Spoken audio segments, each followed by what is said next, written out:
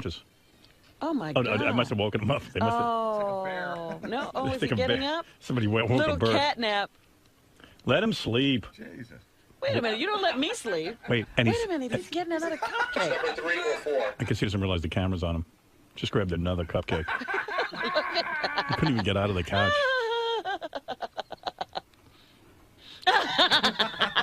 We were just watching you sleep. Oh, that was great. And then, like, without missing a beat, you wake up and grab a cupcake. Motherfucker. Dude, go He's got sleep. his priorities straight. Sleep. We're working. What are you doing? We're working. Get some work. What happens? Is it the heat and the... What's going on, man? Nothing. I'm just tired. You know what happened? Coming back from vacation, I did the worst thing. As soon as I got back, I slept all day yesterday. I threw you off. Yeah, till 9 last night, and then I couldn't sleep all night. I wasn't feeling well, so I took like a half hour I took an hour nap yesterday. Yeah. That killed me. That's why I had to take the Ambien last night. That's what. Sometimes you're forced to do that sleep aid, you know. After I yelled at Bubba for taking Ambien. I went home and took Ambien. You're such a hypocrite.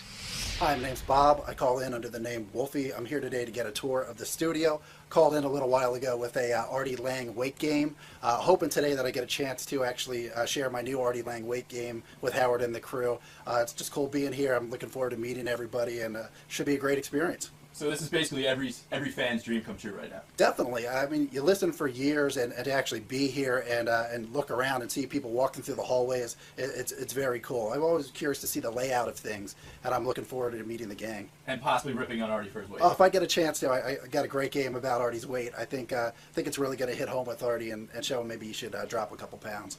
Cool, man. Good luck in there today. Thanks, appreciate it. Hey, there's a guy here. I must have promised him that he could come in and have a tour of the studio. I must have been in a real good mood one day. Right. But now he's actually here to collect. He's a fan. His name is Bob. He looks like Jason. Oh, that is Jason. Oh, there's Bob. Hey, Bob. And refresh my memory. Why do you have a tour of the studio? Did you just call in and say, I want a tour? No, I actually called in with a what weighs more than Artie game. Oh, that guy. Yeah, You're a regular caller too, right? Yeah, Wolfie. It's weird Wolfie, putting the Bob face, Wolf. Yep. the face to the voice. Looks pretty normal, too. Yeah. Yeah, like you look like an upstanding kind of guy. Yeah, actually, for the most part, yeah. How old are you, dude? 31. 31, what do you do? I work for... Computers? No. I work for American Express, actually. Oh, yeah? Yeah. I got American Express. What do you do for them? I actually do account development, basically merchants that accept the American Express card as a form of payment. I go in and show them how to get more charge volume. I love American Express, but I got to tell you, sometimes some places don't want to carry it. Right. And it pisses me off because they want Visa. I don't have a Visa. Right. I mean, I have it somewhere, but I don't even know where I put it. Basically what I do is help show merchants how we deliver 4 times as much per average ticket as... You're right, because it's true. if you got American Express, I'll buy something. Without a doubt. No. Hey, can I ask Bob a question? Sure. Just as I'm sitting here watching you. You're a straight dude? Yeah. What do you mean? What, I don't know. I just got a weird... You're crazy. No, He looks like he's married. Howard, I heard something in his voice, and so I'm just asking. Doesn't hurt to ask. He looks like Beth's brother. Yeah. Well, he does look like a big, strong dude. He did. Kick Baba Booey's ass for even suggesting that he might be gay. No, he had, beat like his ass. he had like a wispy thing going on in his voice. wispy? Just double checking it. That's insulting to the guy. Especially with a guy with lips like Look that. where you saying are. That I talk funny. Where That's I not am. right. We're in the fucking Howard Stern show. No, but you're not Howard Stern. You're Gary Baba No, Booey. I thought, and sometimes you're wrong, sometimes you're right. And what if you were right? Who cares if he's gay? Oh yeah, right. Who I cares? don't care on if this he's show. gay. Who would care? I don't care. No, not you. You ever kiss a guy? Not that I'm No, aware yeah, of. exactly. No. No, we wouldn't care. Fa Fluli. You always mess my momentum up. Uh-oh. Gary's trying to keep his lips closed. I am. That's a tough thing. Excuse me. I've detected something. Are you gay? How did you put it? Are you straight? Are you straight? I didn't say, are you gay? I said, are you straight? I thought maybe he was interested for a Oh, second. sorry. Howard Stern Show. Everyone is interested. Sorry your tour was ruined by Gary's question. That's okay. It happens. I did bring along 2 new Artie games if you're interested. What do you got? They're out in my bag. I have one that is basically is called Is Artie Too Heavy, which names an occupation or an activity, and you have to guess whether or not Artie is too heavy to participate in that. Oh, come on. That's funny. Go get your bag. All right, go get your bag. Gary, go fetch this guy's bag. Yeah, bring him his bag. Wait, like if It's your punishment. this should go for what we did this weekend because I guarantee if that guy applied these rules to the Wave Runner, You wouldn't have been on it? yeah, I can't be skinny enough to go on a Wave Runner.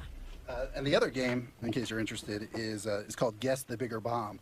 I will name a major Hollywood release, and you have to guess whether or not that movie received more stars than Artie Lang's Beer League. Dude, what, you got a hard on for me or something? I'm a big fan. I Hey, bet what are you, gay? I'm gay for Artie. And why don't you make up some games about Benji or something? I like this guy. I don't know why. I like you. He got interesting games. They're Maybe because creative you games. remind me of Beth's brothers. You actually look like him. I He love looks a those guys. lot like Doug. He does, yeah. I'm from Pennsylvania. Beth's got the coolest brothers. Even if Beth and I broke up, I'd have to hang out with her brother. Doug is a They're great good guys. guy. They Yeah. really They are good guys. Well, you know that never works out. Yeah, I Where know. you break up with the girl and then you get to hang out with the families. They think of me as their brother-in-law. They Sure, told me they that. do. And when you marry her, they really will be. And Beth's mom told me she thinks of me as a son. And when you marry her, you really will be. Wow. Robert, That scares the shit out of me. Yeah. I'm like, don't think of me like that, please. I would think it would scare the shit out of It's you. all too close for me. Howard, are you going to wait till your contract's over to get married, or are you going to do that while you're still in the air? If I was going to get married, I'd do it while I was on the air to increase subscription levels. Why not? Yeah, Why we not? get a lot of publicity out of that. I would do it for the show. whatever happened to the emphatic no fucking way? There is no. It's emphatic gone, man. no Sometimes way. it changes, but you want to know something? I'm really not. I mean, seriously, I'm discussing it with Robin, not with Beth. With Robin. Yeah, right now And- we're discussing And it. that article in the paper doesn't help things because but I do love Beth very much. And No. if it becomes important to us, then I would consider it. But I'm telling you, there was a time, and probably it's not That's your fault. true. It where wasn't even a consideration. I think like you yeah. Right. called me retarded and told me to shut up for even bringing the It idea is up. retarded. Getting married is retarded. No, not the idea of getting married. You told me I was retarded to even think that you would consider it. That's right. You are. The marriage thing is not such a big deal. What's really going to be where we could break your chops is if you are strolling down the street with a little baby carriage. Artie, remember when he used to say, What happened? wait a minute, and let me I'll say bet you on something that to you. Let me say something to That you ain't right happening. now. All right, Yeah, forget it. The Robin. I marriage wanna is hear over. Robin. No, I don't want to hear this. I want to hear the Artie game. I'm not going to talk Let's to play the Howard. Howard game first. I hate I will this. talk to Artie on this. I want no But kids. Remember when he used I to have say, 3. I'm going to bring Bianca to work every day? Yeah. And he never did that. Right. See? So there you go. But he will you. be papoosing the Oh child. yeah. Papoose my ass. Howard, My you other papoose, and I ain't going to be working here. Howard, do it now, so you really don't end up. Gary, Like, just shut the so you fuck don't end up up. like Tony Randall. Being an asshole. He will be. I You'll be do next not to have see. the energy for children. You'll be I next to have my Michael own Douglas 3, in Central and that's Park. it. But that Yes. doesn't matter I whether you have the already- energy. I told Beth, if you want to have children, You also told Beth you're barking up the wrong tree. you also told Beth that marriage was out of the question. I said that? I never said that. Papoose is all. Leave me alone. You're upsetting me. You know I don't feel well. Howard, What is this Artie game? Let's upset Artie. Let's upset Artie. I just wanted to say, Howard, my son was actually born on January 1st, about 2 weeks ago. Gives a shit. Get the fuck I'll out of just here. say, don't do it again. Don't do it again. No, You know I who's getting I know. no- It's too much. You're absolutely You know right. when you got 3 great You kids, should see my buddy Pat just had his second kid. And Pat's like 40-something. Yeah. And Oh, is he really? He's got a Yeah. 1-year-old at home, and now he's got a son. This guy walking around, he coughs.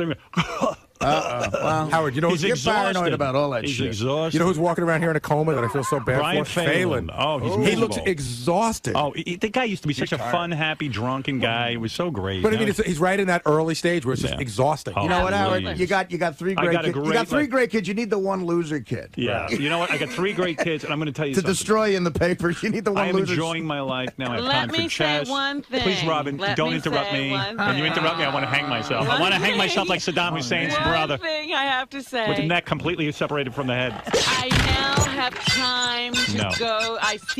I'm with I love my being chess. child. I take Oh, him to the park. I don't like Robin. I don't. I don't You know what, like her. Howard? Seriously, at the end of the It's contract, I'm not greatest doing it. at the end of the I contract, you'll have a don't ton of want time. to take care of children. It's the greatest thing. I never experienced you won't. fatherhood I before. experienced it with my children. Don't ever say that. I This experienced is what it. all these guys say. Well, they're assholes. All right, go ahead. He What's can this Artie game? experience it with his You know, grandkids in can a I- couple of Next years. topic. Howard, can I just tell you one thing?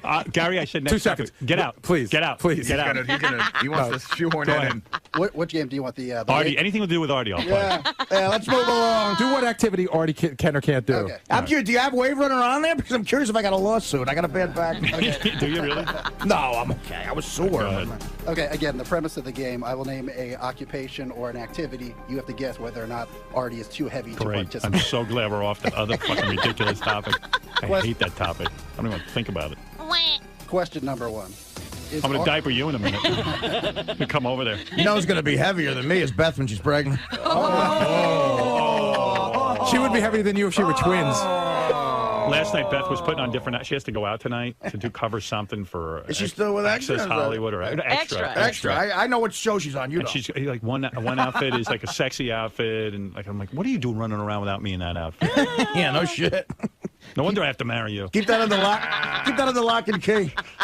Here's the ring already. Yeah, I mean, she wears the tightest dress and her body's kicking and like the titties and the whole thing are out. She's all right. Yeah, and I'm sitting there.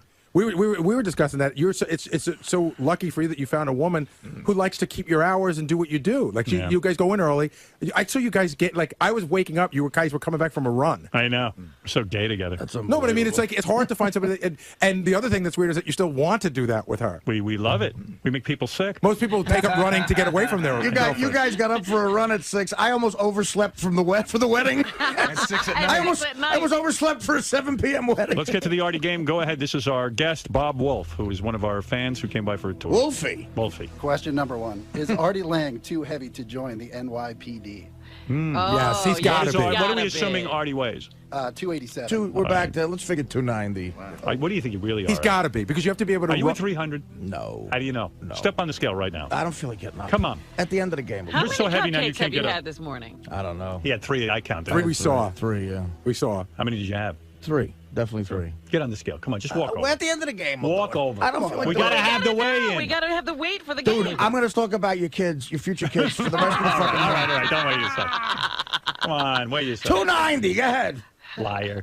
You're Go 300. ahead, let's hear the game. I know you he's haven't 300. reached 290. First of all, it's only I'm too heavy to join the fucking force. This cop's fatter than me, walking a beat right now. He's right, but Yeah, you- but we're talking about joining. Artie, I think you're 300. I think he's not even 290. I think he's 292. I think you're gonna have kids in a year. Okay. Me? Agreed. Now go weigh yourself. Come on, Come on. Artie. It's great when you Don't walk. get all Let me sensitive. read Benji's joke. I know you're tired and you can't get up, but You want to wheel you over? I'll No, weigh you in your I chair. don't. Let me At the- weigh you. I'll make I'll it weigh you in at the the end of chair. the bit I'll weigh we'll you do in it. your chair and then I'll weigh the chair and subtract it. At the end of the bit, we'll do it. But why? Now we should know. At the end of the bit, we'll do it. Because maybe by then I'll shit. Why are you being all cunty? Cunty. You're being cunty. I'm not. Come Now on. we bring up You one can't get out subject of your chair. that annoys you. It's over in 30 seconds. 30 seconds. You guys harped on it. The audience was bored. I did a survey. Oh, the audience was not bored. They hated that The discussion. point is, we will revisit this over. Oh, yeah. and Yeah, over that's again. right. You're waiting. I know that he'll be papoosing before the contract is The out. audience was loving it. Audience was bored. I know they were. Papoosing before the contract is out. Artie's gonna, I'm telling you, it's over 300 right now. Look at that belly. He took his shoes off. I love him in this. He loves this turtleneck. Wears the same shirt every day in those pants. It's like a stretch pants. He doesn't want headphones. All right, let's see. Weighing 2. him down. Whoa, a new high. What is it? 296. Whoa, Artie! Because I left my turtleneck on. Artie. Turtleneck on. 296. bro. 294. We're 4 pounds away. Whoa. Nice. God, Look at Bob Wolf laugh. 296. they're splitting hairs. Howard, Yeah. Yes. I kid you not, autopsy report when Chris Farley died, documented weight 296. Really? Wow. Where'd you get that from, the intranet?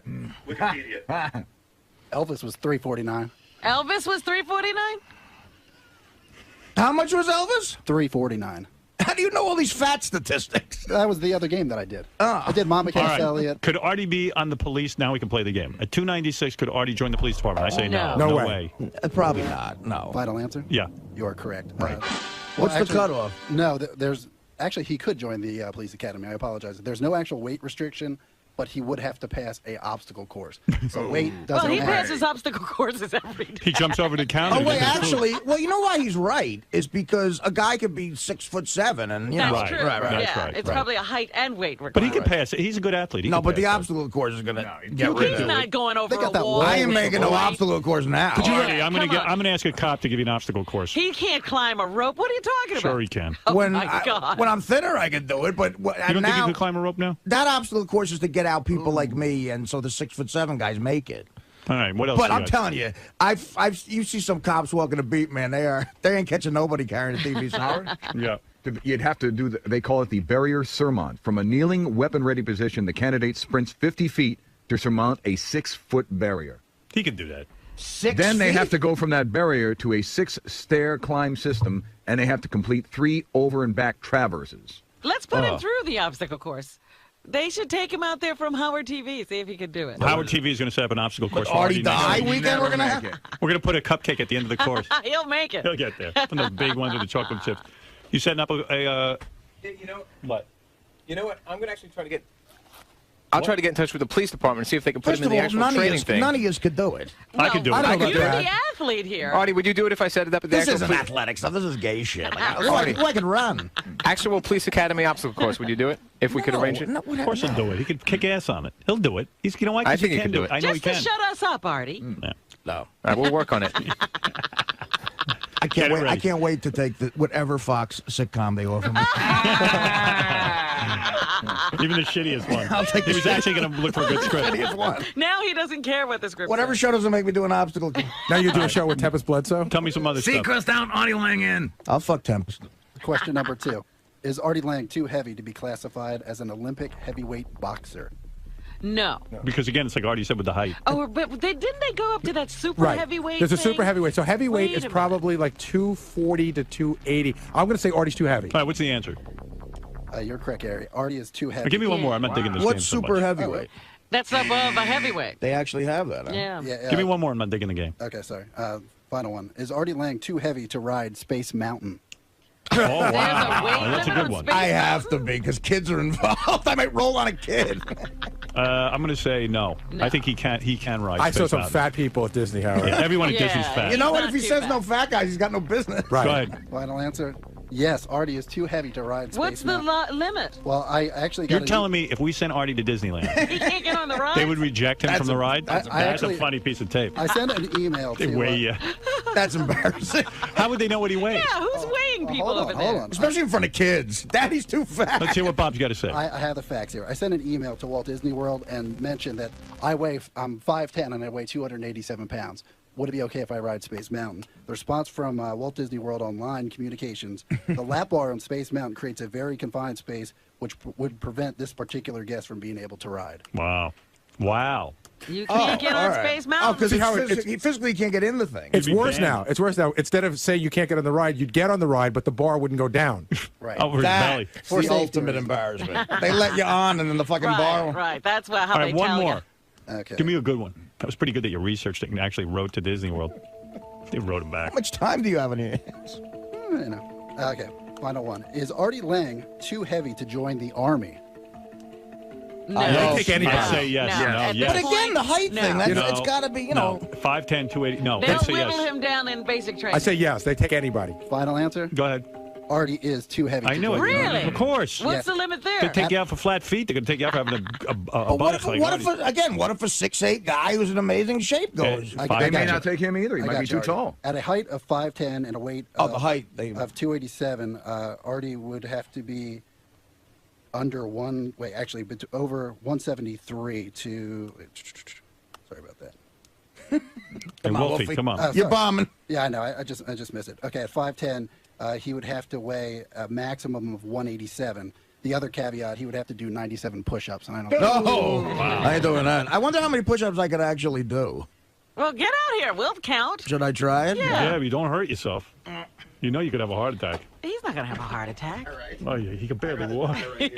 Once he gets down, you're going to have to help him up. Dude, you're going to kill yourself. What are you doing? Artie. I mean, I've done push-ups before in my life.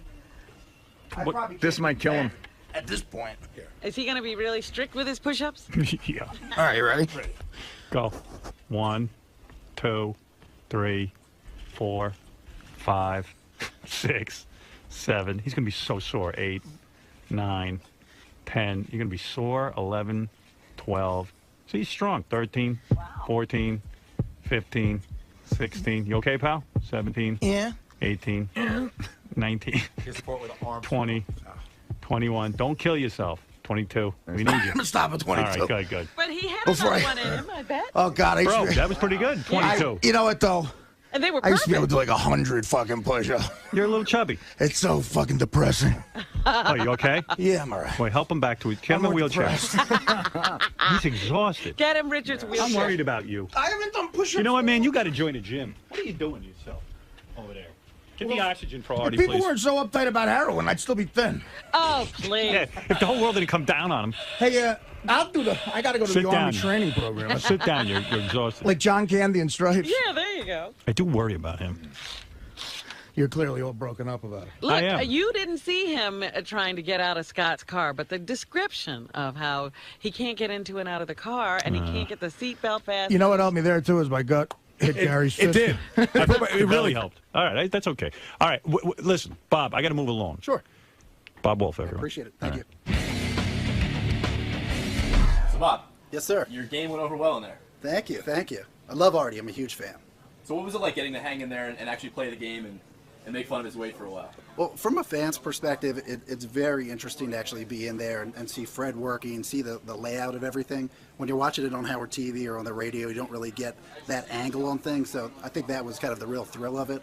But yeah, I just like joking around with Artie. I hope he doesn't really take offense to it. He's just a fun guy to mess with. Well, that's what I was going to ask you. Now that his weight has really, sort of hit astronomical proportions, do you feel like you were piling on him a little bit, sort of like the rest of the cast does? Only if he dies, then I'll feel bad. Other than that, I think it's all in good humor. So if he doesn't pull a Farley or a Belushi anytime soon, it'll be okay? Right, at least I had a chance to meet him before that happened, so maybe this is like a wake-up call for him. You could be a savior. That would be great. If I can save a life, I'm all for it. All right, Bob, thanks for coming down. Thanks, man. Appreciate it. Lisa G, come on in and tell us what's happening out in the Howard 100 newsroom. Hey, now. She might have gone. Sometimes she leaves if I don't get to her by 7:30, and I don't blame her. Oh, there she is. Hi.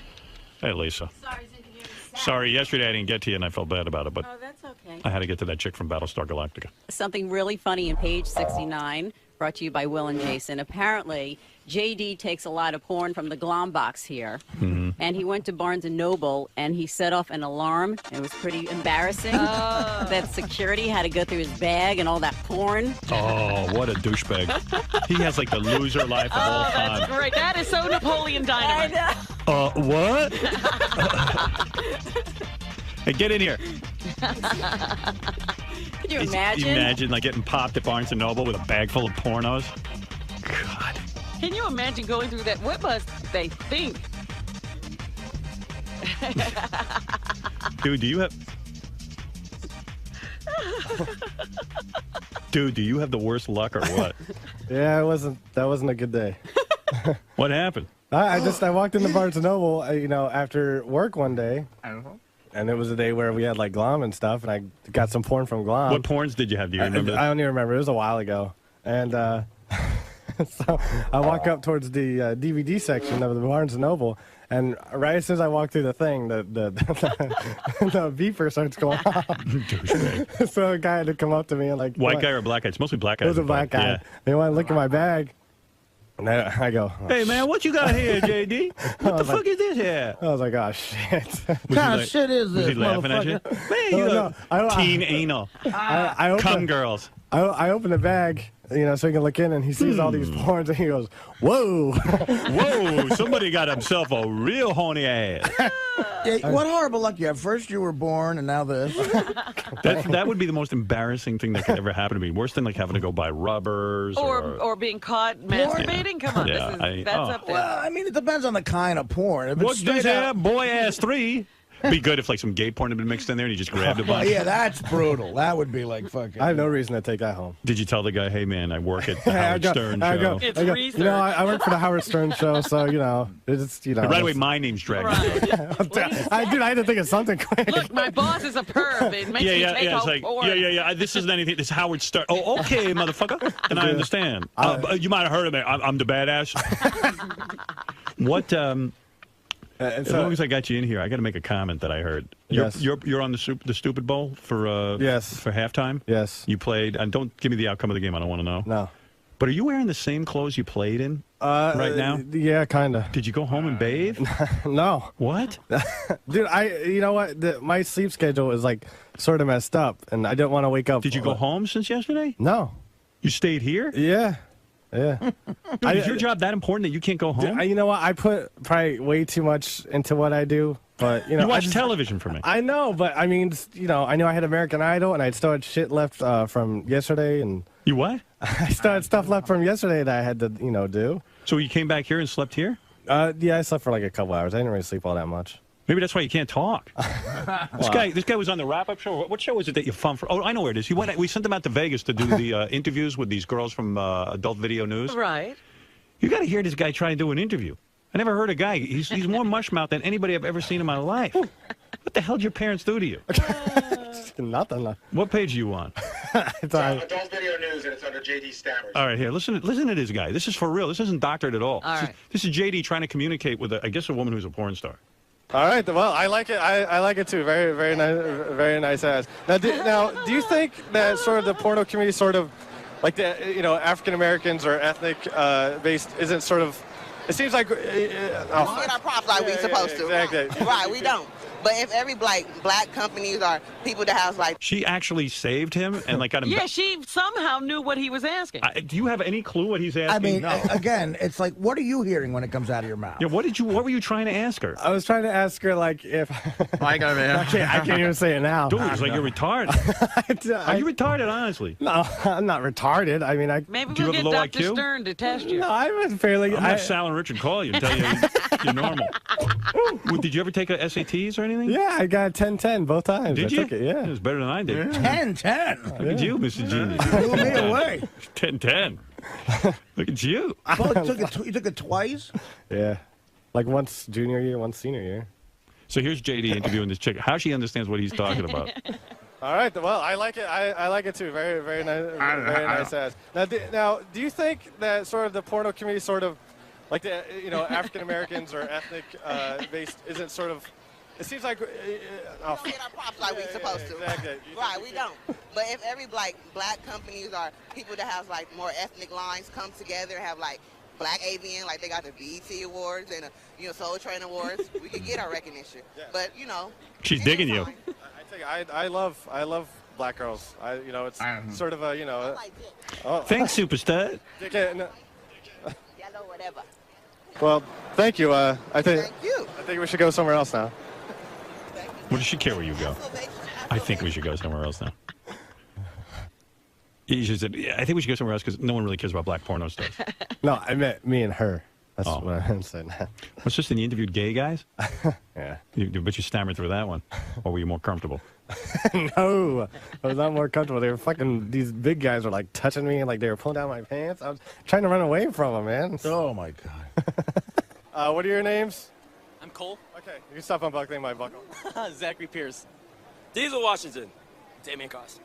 And I take it you guys are quite popular here at the AVN convention. Very popular. Very popular. No, I heard there was something crazy going on. Okay.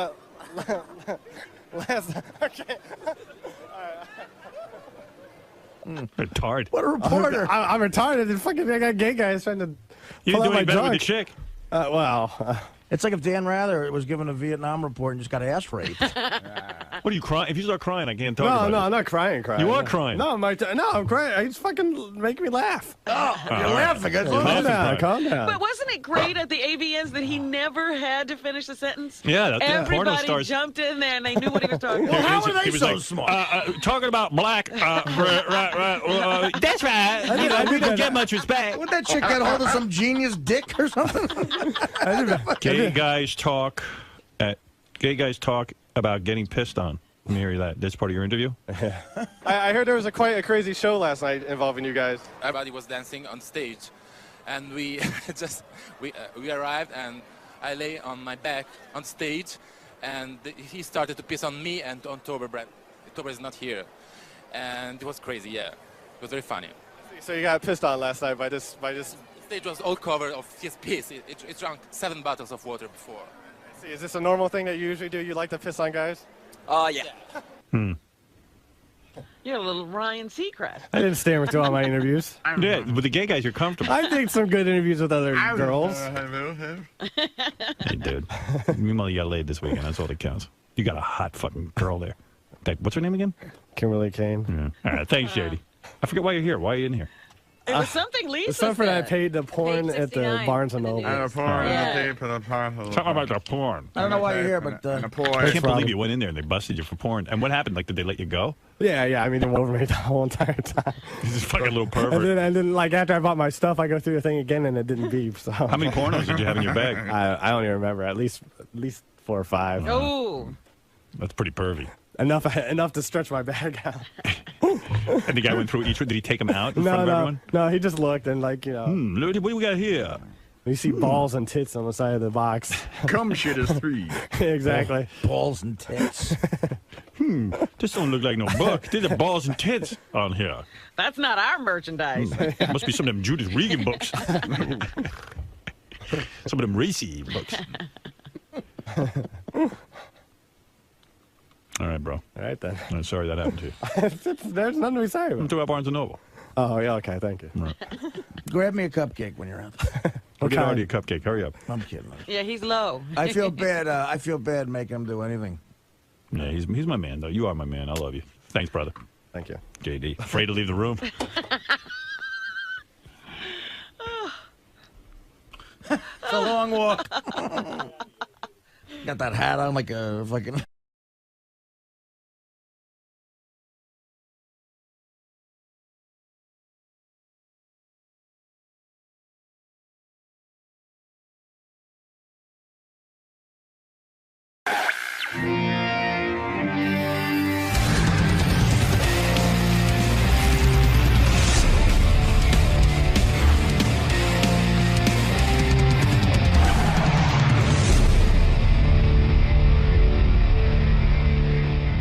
John Lieberman, what do you have for us from the Howard 100 News Room? Well, all eyes are on Ronnie the limo driver's Twitter account after he claims his account was compromised over the weekend. It started when a tweet saying, quote, "If I poop a boob, I'm going to feel really thirsty," came from Ronnie's official Twitter account. Ronnie claims he didn't send it. We do know. Ronnie wouldn't even be that witty. We do know it came from his official account over the weekend while he was out west performing a couple of block party dates. Is it possible somebody took his phone and tweeted from it? It is possible that happened, though he claims he always had the phone in his possession. You're totally full of shit. Whoa, whoa. Well, what what is it? Because you're already yelling. You're not even through the door and you're yelling. Yeah, let's hear what you don't got know to what say. you're talking about. What, you have no voice, Ronnie? Yeah, it's from all that traveling, man. This fucking guy, I mean, listen to he's you. got a full appearance schedule, and I said to him, Is he busy every weekend? well, he's not only busy every weekend, but he's got to stay up till like 2 in the morning for these gigs that he's doing, and now he's got no fucking voice. I'm all right. No, you're not. You're sick. I'm not sick. Of course you are. I just don't have a voice. No, and you're sick. No, I'm not sick. All right, what do you want to say about this? I know what happened. Yeah, now you sound annoying on the air. Why? It's a different voice. Because your voice is annoying when you're sick. I'm not sick. All right, what do you want to say to John? Go ahead. I know what happened. What happened on your Twitter account? Somebody tweeted through my account. I know who did it. I know how it happened. Who did it? I can't say. Oh, Why not? Why can't you say? I can't say. Elephant shit part 2 here. You Too can't bad. say. Sorry. Wait, Ronnie, how did you find out who did it? Because I know who did it. Oh, it's somebody you know. Yeah, I know who did They it. didn't hack your account. They didn't have hack- your I thought password. At first, I thought they hacked my account because I didn't know at the time. I found out yesterday. So it's someone who has your account information. Exactly. So it's either your girlfriend, Stephanie. Who else would have your account information? Somebody had my information. Was it Stephanie? And somebody put out, it wasn't even, they misspelled it. It was supposed to be, instead of pooped, it was supposed to be popped. If I pop a boob, what was this? It's something to do with implants or something like that. The quote that came out was, It's if like- I poop a boob, I'm going to feel But really it was supposed to thirsty. be popped a boob. But If I you pop- regularly make spelling and grammatical mistakes on your Twitter. Oh, tell me so- about it. It's the funniest thing ever. Understood, dude. But So I one told you would expect that yesterday- this could come from I you. told Why won't you say who it was? I told you yesterday. I told Shuli on Saturday when it happened. Who right away? Shuli ran to my room. This happened when we were in Portland. Right. I was asleep when this came out, and I had no clue it was on Twitter. Why? JD texts me like at 6 o'clock at night, which is 9 o'clock here. Explain your thought process. Why won't you tell us who did it? Like, well, who cares? Right, exactly. Who But cares? why won't you say who was I tweeting from can't the account? say. Why? I can't. Somebody has your login But and tell password? me why you can't say I it. just can't say it. Why? I can't. But why can't you say it? Because I don't want to. How's Why that? don't you want to? Because I don't want to. So fucking retarded. I don't want to. Is it because... Was it another girl who you're cheating on your girlfriend with? Stop it. So then what are you fucking afraid yeah, of? I'm just... Well, how would you be compromised by telling? I just don't want to. I don't want to tell. Was it your son? No. He doesn't have your I don't Twitter know. account. I don't know. I don't know who it was. Somebody You do has know your who it password? was. Maybe. Well, of course they do. Well, What do you I mean? know. I mean, I could speculate who has your password. You can't speculate Go anything. ahead, speculate. Well, Zena's buddy girl runs a lot of the hot chick of the week. Oh, so it was Zena's buddy girl. No, it wasn't. Sure it was. No, it wasn't. Because she tweets for you sometimes, doesn't she? No, never. She did one morning when we were here. You did? Yeah. I don't remember that. Was it your daughter-in-law? No. I just Was don't- it Anthony Weiner? I mean, who was it? I just don't understand why you give your password to somebody else. You have 130,000 followers. Listen to me. Yeah. I told you I don't want to tell you. Why? Okay? I'm just asking you why. Because you fucking annoy me. Why won't you tell him? What is the big fucking deal? I don't want to tell him. Why do you give your password You're being to a other douche. people? I don't want to tell him. Why? But why don't you want to tell him? Because I just don't feel like I'm not telling. asking you who did it. I'm saying why don't you? It's my... Like, why is it so sensitive? No, it's my happiness not to tell him. This is like grumpy you're old just men. not telling There you go. John? Exactly. You can tell Howard. I'm not telling Listen, him John on the air. leaving, I won't tell him on the air. I'll tell him off the air, but I won't tell him. Because right away he runs to me with this story yesterday. It's like some big deal. Him and 𝗛cie. It isn't a big deal. It's I know interesting. it's not a big who deal. tweeted for you? It's not that it's a big deal. We just want to know who tweeted for When you. dozens of listeners come to us and say, what the hell's going on with Ronnie's Twitter, it's a big deal. Yeah, I mean, why do you want No listeners Don't you want to came clear to it you. up? Listen. How do you think John found out about it? He's following your Twitter? How it started? 𝗛cie started putting it out there Saturday night. Okay, so finish the story. You're telling a story. There's nothing to tell. Who did it? I don't know. Why are you being so goddamn weird? I don't know. All right, goodbye. All right, thank you. Goodbye. Wow. Oh, fucking weirdo. Get out of here. And don't use this show anymore. And don't use my audience anymore. Get outta here. Don't use this audience for your fucking purposes. Get outta You here. don't know who fucking hacked your account. What are you, a man or a mouse? Fuck you. Right. I can't believe this. I'd rather talk to Benji. How annoying. What was that all about? Because you know what? He has no reason for not telling No, I anyone. just don't want to. Yeah. Let's stop being interested in his life. We'll watch all his opportunities dry up. And Benji. What do you say? Don't come in here with all clammed up over something stupid like that. I don't get it. Just wasted 5 minutes of your time. Yeah, it exactly. appears. Yeah. I'm stupid. I know. Martin, you're on the air in Tacoma. Good morning, King. Good morning. I was just going to give you a little wrap-up of the Seattle show. Ronnie was on fire there, too. That's why he lost his voice. He yells on stage. He yells the entire time on stage. And then he shows up here and he's got that annoying voice. How the hell anyone could make that sound and have a voice is beyond me. Yeah! I wouldn't even know how to do that. Yeah, he invaded both 𝗛cie and 𝗪𝗄's set. He commandeered the mic, refused to give it back. But overall, he was tame compared to Scott. This guy heckled the first guy that came out on stage. From the stage, he's heckling one of the comedians. Yeah, well, Scott the engineer, Ronnie, 𝗛cie. They want you to know they're there. It's their block party. That's their block party. They're doing their thing. Yeah, but it was a hell of a great time, and Good. I really appreciate it. That's what Ronnie told me. He tells me these block parties are very Everybody successful. has a good time. Scott, what's the Guy matter? is totally lying. Ronnie didn't interrupt any comedian set, and I wasn't heckling anybody. Right. That's total bullshit. That would almost be too creative for you to heckle Yeah, really. somebody. You know me. Right. I play sound effects. Scott says you're full of shit. Jason, no, you kept telling Jason, absolutely, Jason was the first guy out. He said, time's up, oh my God, you suck, and then he I started never, making ever said that. pulling him off stage. Never, ever. Well, he says you did it, and it seems to make him happy. 𝗛cie will 𝗛cie, tell you. did Scott heckle any of the comedians? Did anything like that happen? I don't think Scott was heckling the comedians.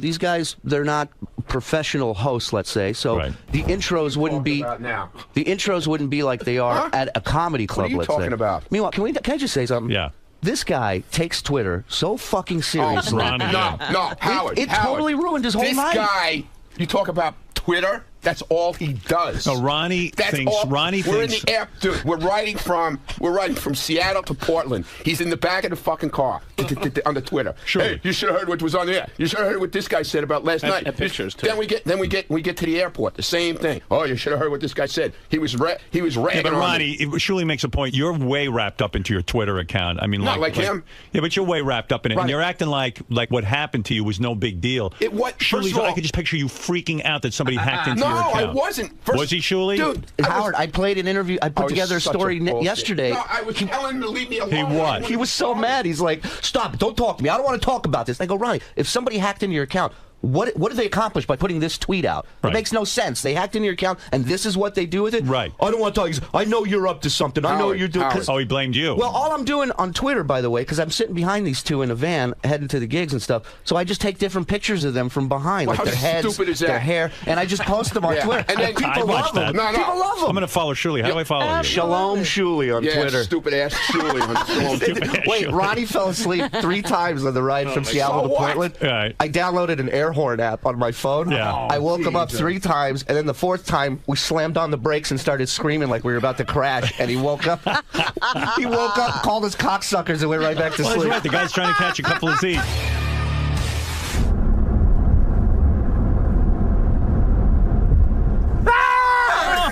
Fucking cocksuckers. Why do you got to bust his ball? Gig he's about It's a comedy tour. That's what happens. Oh, there he is sleeping. Look at that. Is that the picture you tweeted? Oh, I posted about 15 pictures. I took a picture of him looking at his phone at the restaurant, and somebody tweeted that it looks like their grandfather trying to work a remote control. Like his glasses were up. And he's like, he's trying to read the menu. No, he's looking at his phone. He looks like in 2001 when they see the monolith. This guy thinks every time you're looking at your phone, you're tweeting. I wasn't tweeting. I was actually answering an email. So why are you acting like with the John Lieberman story, like it was no big deal? Breaking his balls. Yeah, but I mean, that is a big deal when somebody starts tweeting from your account. It was a right? mistake. Oh, with somebody you know. Yeah, exactly. Right. But you were freaking out, I'm sure. I would be. Look, I'll tell you exactly what happened. Okay. I was fast asleep. Right. Before we were going to do the Saturday night show. Right. We got to Portland. I went to take a nap. I get a text from JD saying, "What's this tweet all about?" I go, "What are you talking about? I have no idea what you're talking about." Right. So then I go and I look on Twitter. I don't see anything. Right. Then I go downstairs to the lobby. We're going to leave. Yeah. It's so fucking stupid. It really is stupid. I go downstairs, and this one right away with the microphone. It's got the big tape recorder, the microphone. Doing his gig. He's going, "So what happened?" I go, "What are you talking about?" He goes, "This tweet that went out." I go, "I have no idea. It's not me. I was asleep." and he's hammering me and hammering me and hammering me. "Well, what do you think?" And then he gets the other guy involved, John Toll. He goes, "So what do you think, John? Does he think, what do you think of this tweet?" "Oh, it's got to be his because it says it came from his account." He says I hammered him. I asked him twice. Ronnie loves his Twitter. I asked him twice, "What's going on?" Yeah. "Dude, not right now. Leave me alone." Well, dude. give Ronnie a whole life. Like, remember when he got the offer for his television show because he thinks because of Twitter? Yeah. Yeah. Well, he brings people on stage. He's like, "Hey, you follow me on Twitter?" And he yells at him. Yelling at him. We're doing a hot chicken week contest. Let me tell you something. This guy has the power. Right. I've never seen somebody. Tell him what happened with the guy. Did you listen to the tape of him at that porno? Oh my God! The porno convention, the AVN Awards. We sent Ronnie. We let Ronnie interview the girls at the AVN Awards, and he's like flirting with them, and he's you're a whole character. Dude, I was doing the questions you told me to do. No, I know. It's just funny. I got to play that for you. I'm going to play that for you today. Okay. Ronnie at the AVN Awards. I didn't know Ronnie had gone to the AVN Awards. And it was Stephanie, okay? It was Stephanie. That's what I thought. Who else would have your Twitter account? Yeah. And meanwhile, Scott, literally, like, you make jokes about this black cloud. It is so real. What do you mean? It is unbelievable. Oh, you gotta tell him what happened. So I leave here, work Friday after Jay Thomas show in the morning, and Scott and I are driving to Ronnie's. We get to Scott's car. It's a light drizzle outside. The second keys are put in his hand for his car. A downpour, a monsoon of rain. The entire time, there was literally a black cloud following over our head. And we get to Ronnie's house. We get in this cab. And I tell Ronnie, he doesn't even know this, but I tell Ronnie that the cab driver doesn't want anybody sitting up front. Right. Just so all three of us will be packed in the back. Yeah. This is what I got to deal with. Yeah. So all three of us are going to the airport. My hand's touching his leg and shit and everything. We get to the airport. Scott goes to buy a bottle of water. Wait, what about the car? Oh, the car was a piece of shit. The windshield wipers were flying off the car. The woman couldn't see where she was going. And That's my fault. That's my fault. Right. And he's super driver. He's like, "Are you sure you can see out of that side?" Like he's getting involved in her job now. Yeah. We get to the airport. He goes to buy a bottle of water. I'm not lying. Scott. Scott goes to buy a bottle. The register breaks. Stops her. So They had to close down the store. They had to close the store. She couldn't ring anybody up. Oh my God. And I tweeted it out, and everybody on my Twitter goes, "Dude, change your flight right now. Do not get on that." Do you usually fly with him? This is my first time flying with these guys. Wow. Yeah. Did you start to get freaked out that all this shit was happening? Well, I got a little nervous. I'm like, dude, this is Scott, really does this happening. go on all the time? No, of course not. I mean, my God, you get in a car, a pouring, the torrential downpour. You get in a cab, the cab breaks, the windshield wipers break. You go to the fucking pay for some water, and the fucking cash register closes the whole store down. It's crazy. It's nuts. His mother told him, "There's a black cloud over your head." When he was a little boy, she told him. But we made it to Seattle fine. It was, One of my highlights this weekend was the sound check in Seattle that we did. And Scott comes down to make sure that there's stuff that's compatible with his DJ equipment. Right. And so he tells the sound guy, he says, so where do I plug it at? And the sound guy goes, "What are you running off of?" And Scott pulls out his cell phone. There we go. Yeah, there's my DJ. I put a lot of effort into this. Then he couldn't get his phone froze up on him. Yeah, phone was breaking. He had to take the battery out and reboot the phone. My DJ's on the phone with Verizon. Give us a few minutes. Can you hear me now? And all day long, they just are waiting for me to What would prank be a them. typical device that a DJ or sound guy would use? Not his phone. A laptop. A laptop. Yeah, something. CD player? Right. Turntables? Nobody something? uses CD players You anymore. make enough money. Get Nobody a laptop. uses a phone, Laptops. Scott. Well, I mean, what can you do from your phone? I do what I have to do, does what I need to everything. do. I do everything. I play music. I play whatever I need to play. I can do exactly. I have a mixer on the phone. You know what he doesn't do, Howard? He doesn't turn his ringer off on his phone. That's right. I called He called it him in the middle of the show. They were doing a big dance contest on stage, and I thought, I wonder if his phone will work if I call it. I'm so bored, So I call the phone. Sure enough, the music stops, dead stop, and you hear, and he has like the old phone ring, so it's ringing through the PA So system. professional. Yeah, really. And what does he do? A professional DJ? He picks it up. Right. He answers it. This must be important. The phone rang. That could be something very urgent. And I go, Scott, turn off your ringer, you idiot. And he's turning around yelling at Scott. And it's just chaos. What a horrible show. Oh, it's the greatest It's going show to be the ever. most unprofessional war It show is, but ever. everybody loved it. Everyone we loves it. sold out both Yeah, they shows, love it because man. you guys are retarded. Well, well, Whatever. I mean, come on. that's what we do. Yeah. Take it. Hey, Howard. Crazy, yeah. And Scott chooses the music, so there's a room full of 30 to 40-year-old guys. He chooses Cher, Do You Believe in Love? Well, why would I do that, Ronnie douchebag? likes that. That's for Ronnie. Hey, listen up, Hey, asshole. dude, you were the first one to walk up probably and take a picture with us, too. I love you, Ronnie. I really do. I appreciate dinner and everything. This is Ronnie. This is Martin, that guy Martin who almost died coming up to our green room. This Oh, guy my Martin God. is Yeah, like the guy who went to 400 the big pounds. guy. Yeah, the guy who went to the hamburger place with us? Yeah. You follow the fat guy to hamburger. So when place. you go to one of your shows, it's like the audience becomes part of your family. They go to buy hamburgers with you afterwards. Oh my God, we came back to the hotel. You guys remind me of like country stars because the country stars used to let them come to your house. Like Yeah, they Dolly have that Parton. open house thing. Dolly Parton, right in her backyard, had a fucking Adventureland type setup. We hang out with everyone. Dolly would. No. What about Ronnie would? We hang out. We hang out with everyone. This guy, I've never seen a guy, What do you the mean? first one out the door in everything. Right. We land in JFK. We're in the back of the We're plane. 26, row 26. Scott's in the aisle, jacket on, bag on his shoulder. He's ready to and get the, out of. and the roller suitcase and in the the roller- aisle. And where's he in a rush to get to? Nowhere. Right, No- he has to wait for you guys. The show ends. Everybody goes, "Where's Scott?" Where's Right. it? He's back in his room, relaxing. He goes, "We hang out with everybody. You hang out with nobody." Yeah. Who do you hang out with? You go out with 𝗛cie. It's everything is a joke, though. You know. Right. They take me to a gay bar after the show. I'm glad I missed that. Ronnie's drunk. All these fans are in the lobby. He's like, "We're going drinking," and our promoter 𝗛cie goes, "Listen, I have a gay bar set up. It's around the corner. We're taking him to a gay bar." And like 40 people were in on it. No one said a word. Ronnie, when did you realize it was gay? When I walked in, Some guy banged some guy me. tried to kiss me. Wow. I walked Did with you guys tape that? Dude, we had to have. Oh, Is that gonna be on Howard TV? Well, no, Howard TV never came. They didn't go? No. They never came to this in one. Portland. Wow. In Portland, some guy tried to kiss me at the show. Right. They threw him out of the place. Right. Well, that's your sexual power, Ronnie. Goes Ronnie. both ways. Yeah, okay. I will say He this. loves meeting guys and girls. He brought up these girls. He's asking girls to come up on stage to do Hot Chick of the Night. So this one girl stands up. She's like 6 foot tall, huge tits. And her boyfriend, you can see, he grabs her arm. He's like, "Hey, don't go up there." And it's not like Ronnie saying, "We're going to give you money." He just asked for people to come up. The woman keeps going up. The boyfriend stands up right before the stage. He puts his arm on her. He says, "If you go up there, I'm fucking leaving." Right. He left. This is how powerful he is. She looks at him. She goes, "Bye," and walks up on stage. And then she took her top off? Well, no, they did She some. didn't have to because her top was like all 90% open. She was wearing like a one of dinner those napkin. tops with the hole in the front. What a shock that a chick who goes out in a dinner napkin wants attention. And how about the chicks wanting to sign your boobs? Yeah, there's chicks asking to sign boobs. I was and- drawing funny faces on her nipples and shit. It was really fun. Wow, Ronnie got power over I women, tell doesn't he? you. Wait till you hear him at the AVN Awards. You'll see. I'll play that for you later. All right, boys. We got. Let's see what you got. What do you have? Oh, Little Steven's here? Yeah. All right, so I'll take a break, and then we'll go talk We're to going to be in Little Hartford and Stanford.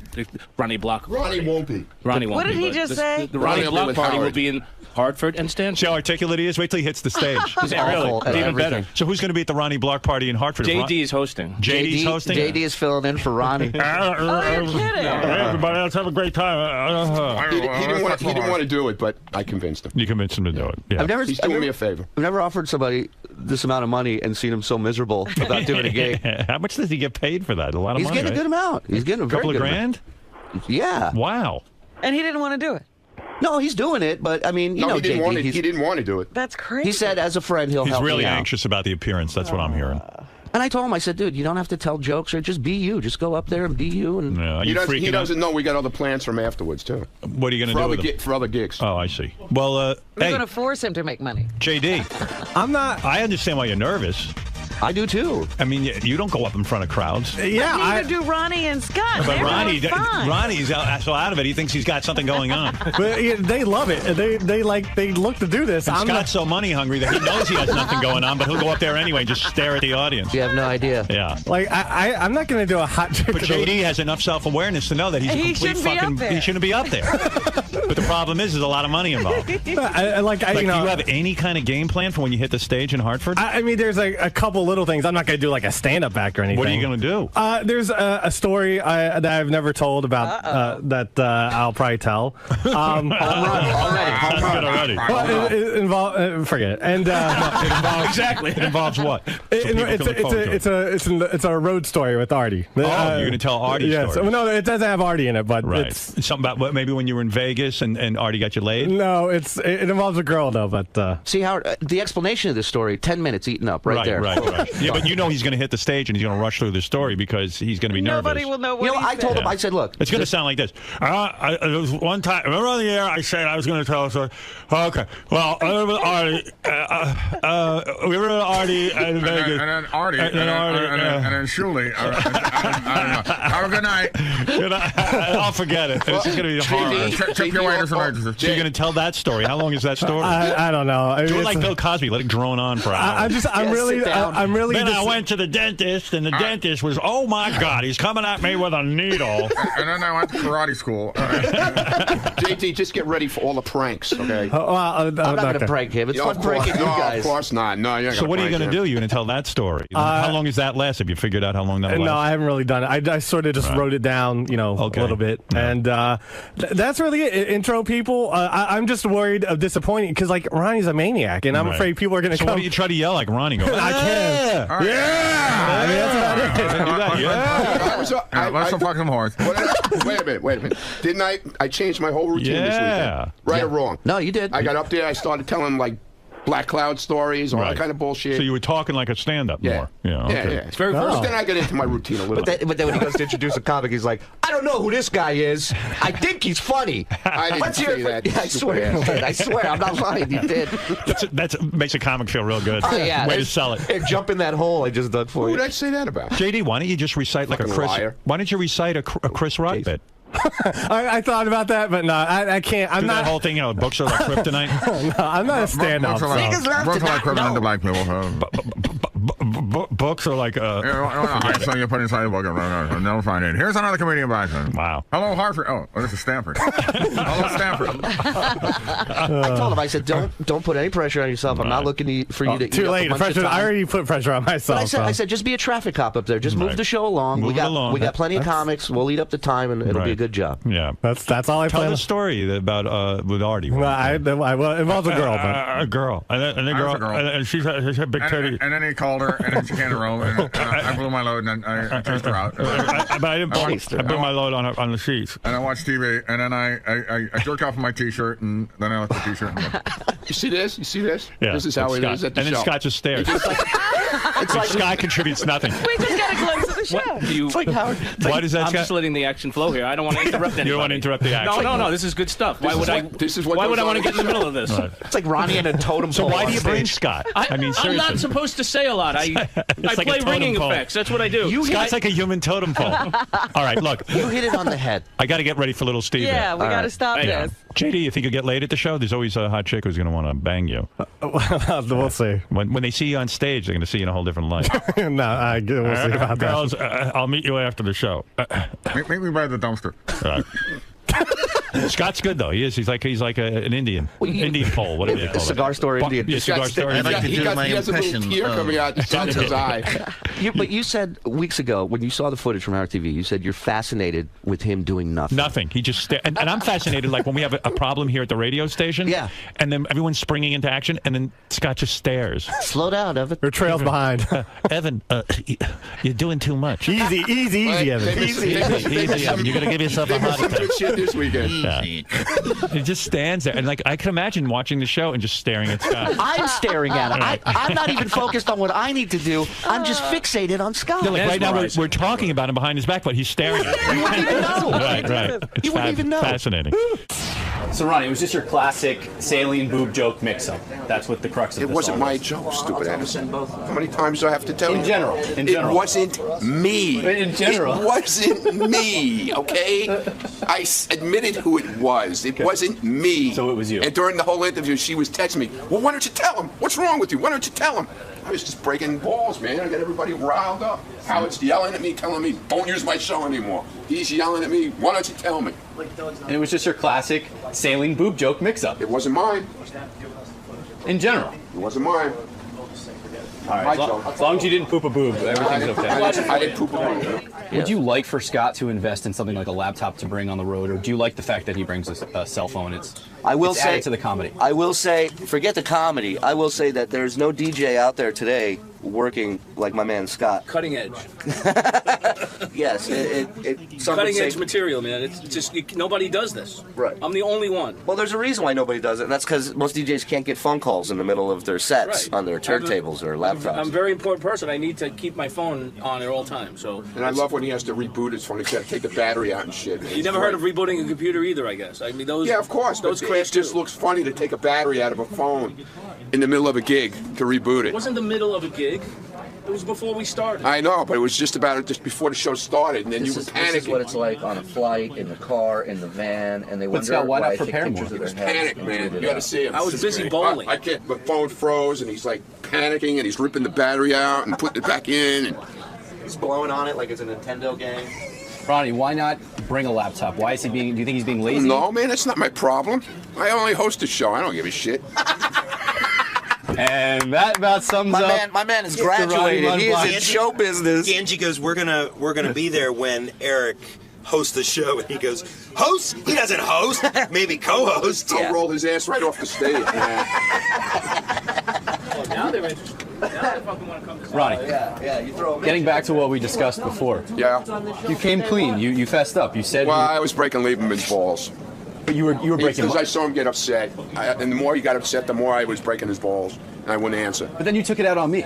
I didn't take anything out on you. You got a little upset with me for asking What are you talking about? You got a little testy with me. No, because I was busy. We had a guest coming in.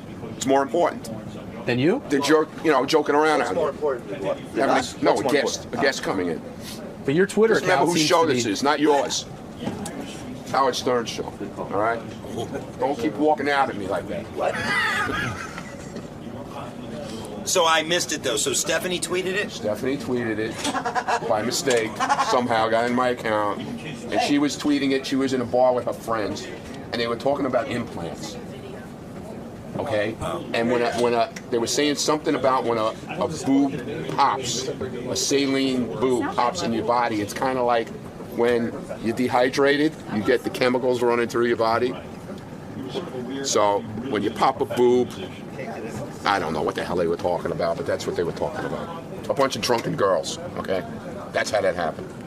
I'll take Because my apology. the typo made me think it was you because you're known for Well, your I guess typos. my girlfriend's as stupid as me. No, she's articulate from what I can tell. Why is that So articulate? it surprises me that she would have a typo like that. Well, she had a few drinks, you know? That explains. You know what I'm saying? Yeah. A few drinks. I'll take my apology now from you. What? Yeah, I want my apology. I was all over him that he hacked my account. Yeah, I had to swear on my daughter. And I still didn't believe him. And he still didn't believe me. What's that? I still didn't believe him. What was after that part? I said, I'm sorry, all right? Thank you.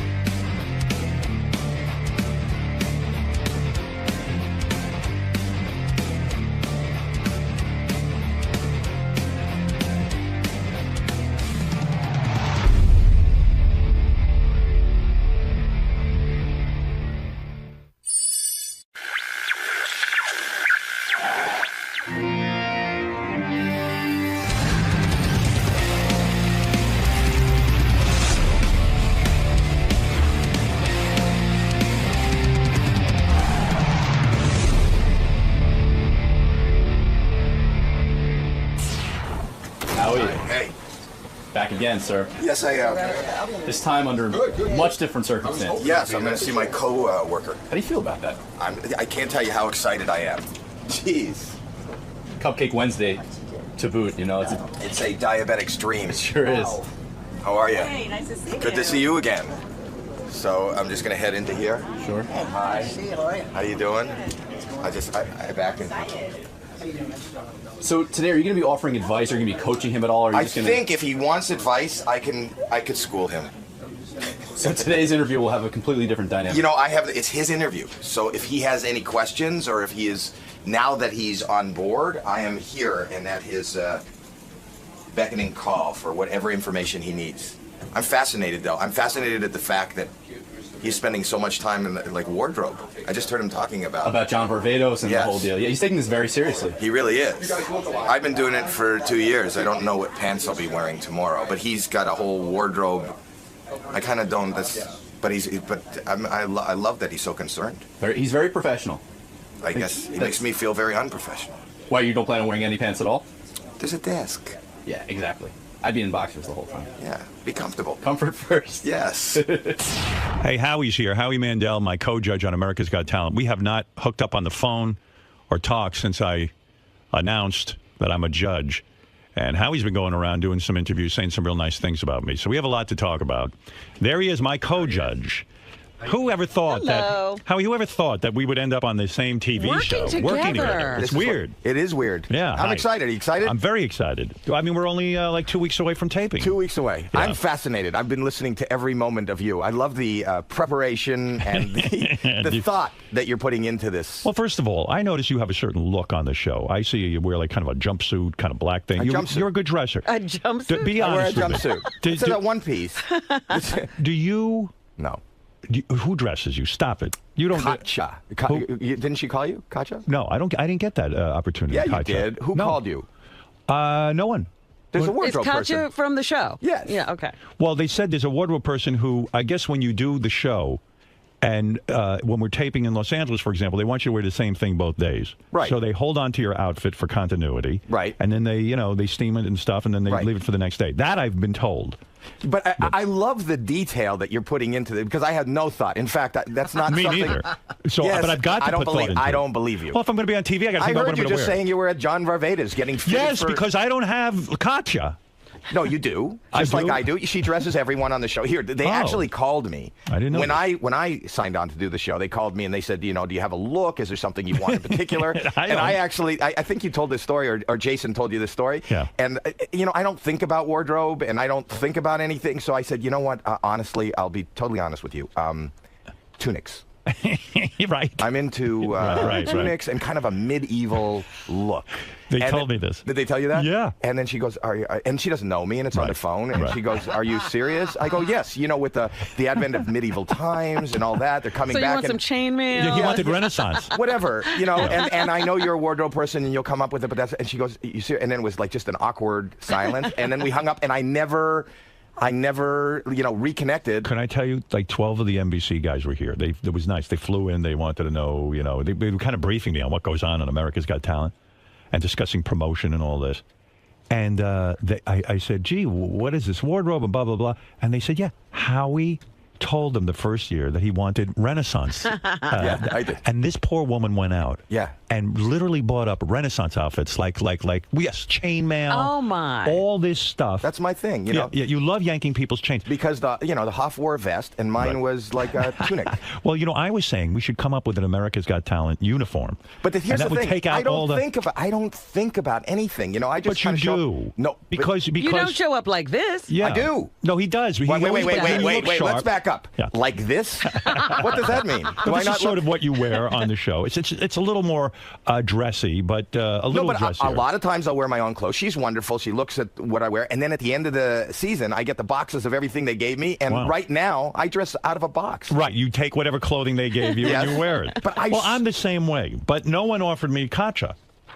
I promise you, you're offered. So Ralph, who I use for every day here, he's going to the help fact me. that you use somebody to dress you for radio. Well, of course, no. We have a TV show every day. I know. And it's not funny. I know. Now listen, But you're I no have one. no Let's thought. clear up a bunch of things. Okay. Because we're working together. Now. Okay. Now it's no longer it's a work relationship. I know what you're going to say. No, That you don't want me to bother you. Yeah. Now look, I know with Piers. And it's funny to me that you put a soda machine in front of his door and he couldn't get out of his door and all that. But honestly, if you fuck with me, I'm going to kill you. I don't mean like Well, beat here's you the up. thing. I mean, I'll kill you. Here's my weakness. Can I tell you what Go my ahead. weakness is? Right. If I hear that you have a weakness, or that something really irks you, that's like it's like water flowing downhill. But it's kind of a draw because I'm the same way. Because I will take my hands, put them in shit, and cover your whole body with it because you're a germphobe. I will ruin you.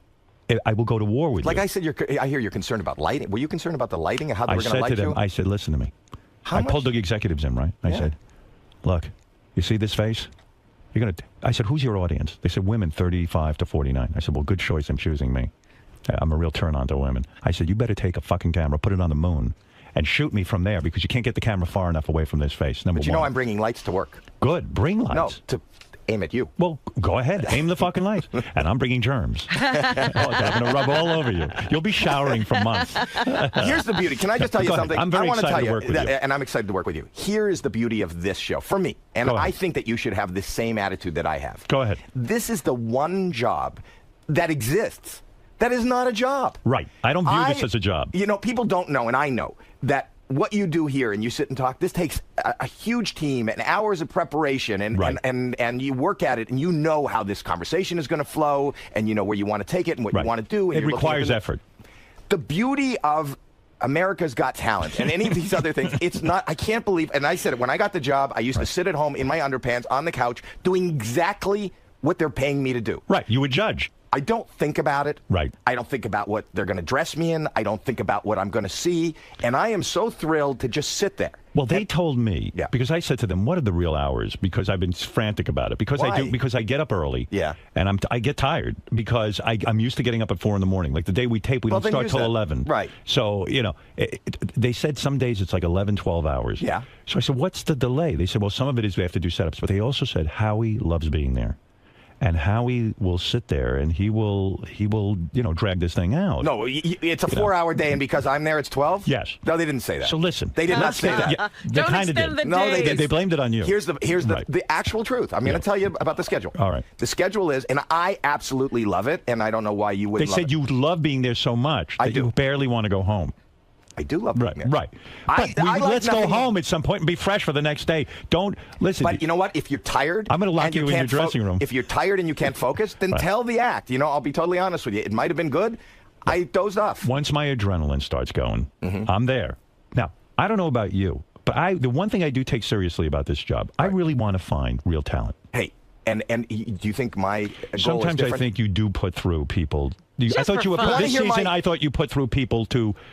For Piers to irk him. You want to hear my theory? Yes. And I think we have the same theory, except you don't know until you sit there how it's done. Here is my theory. Okay.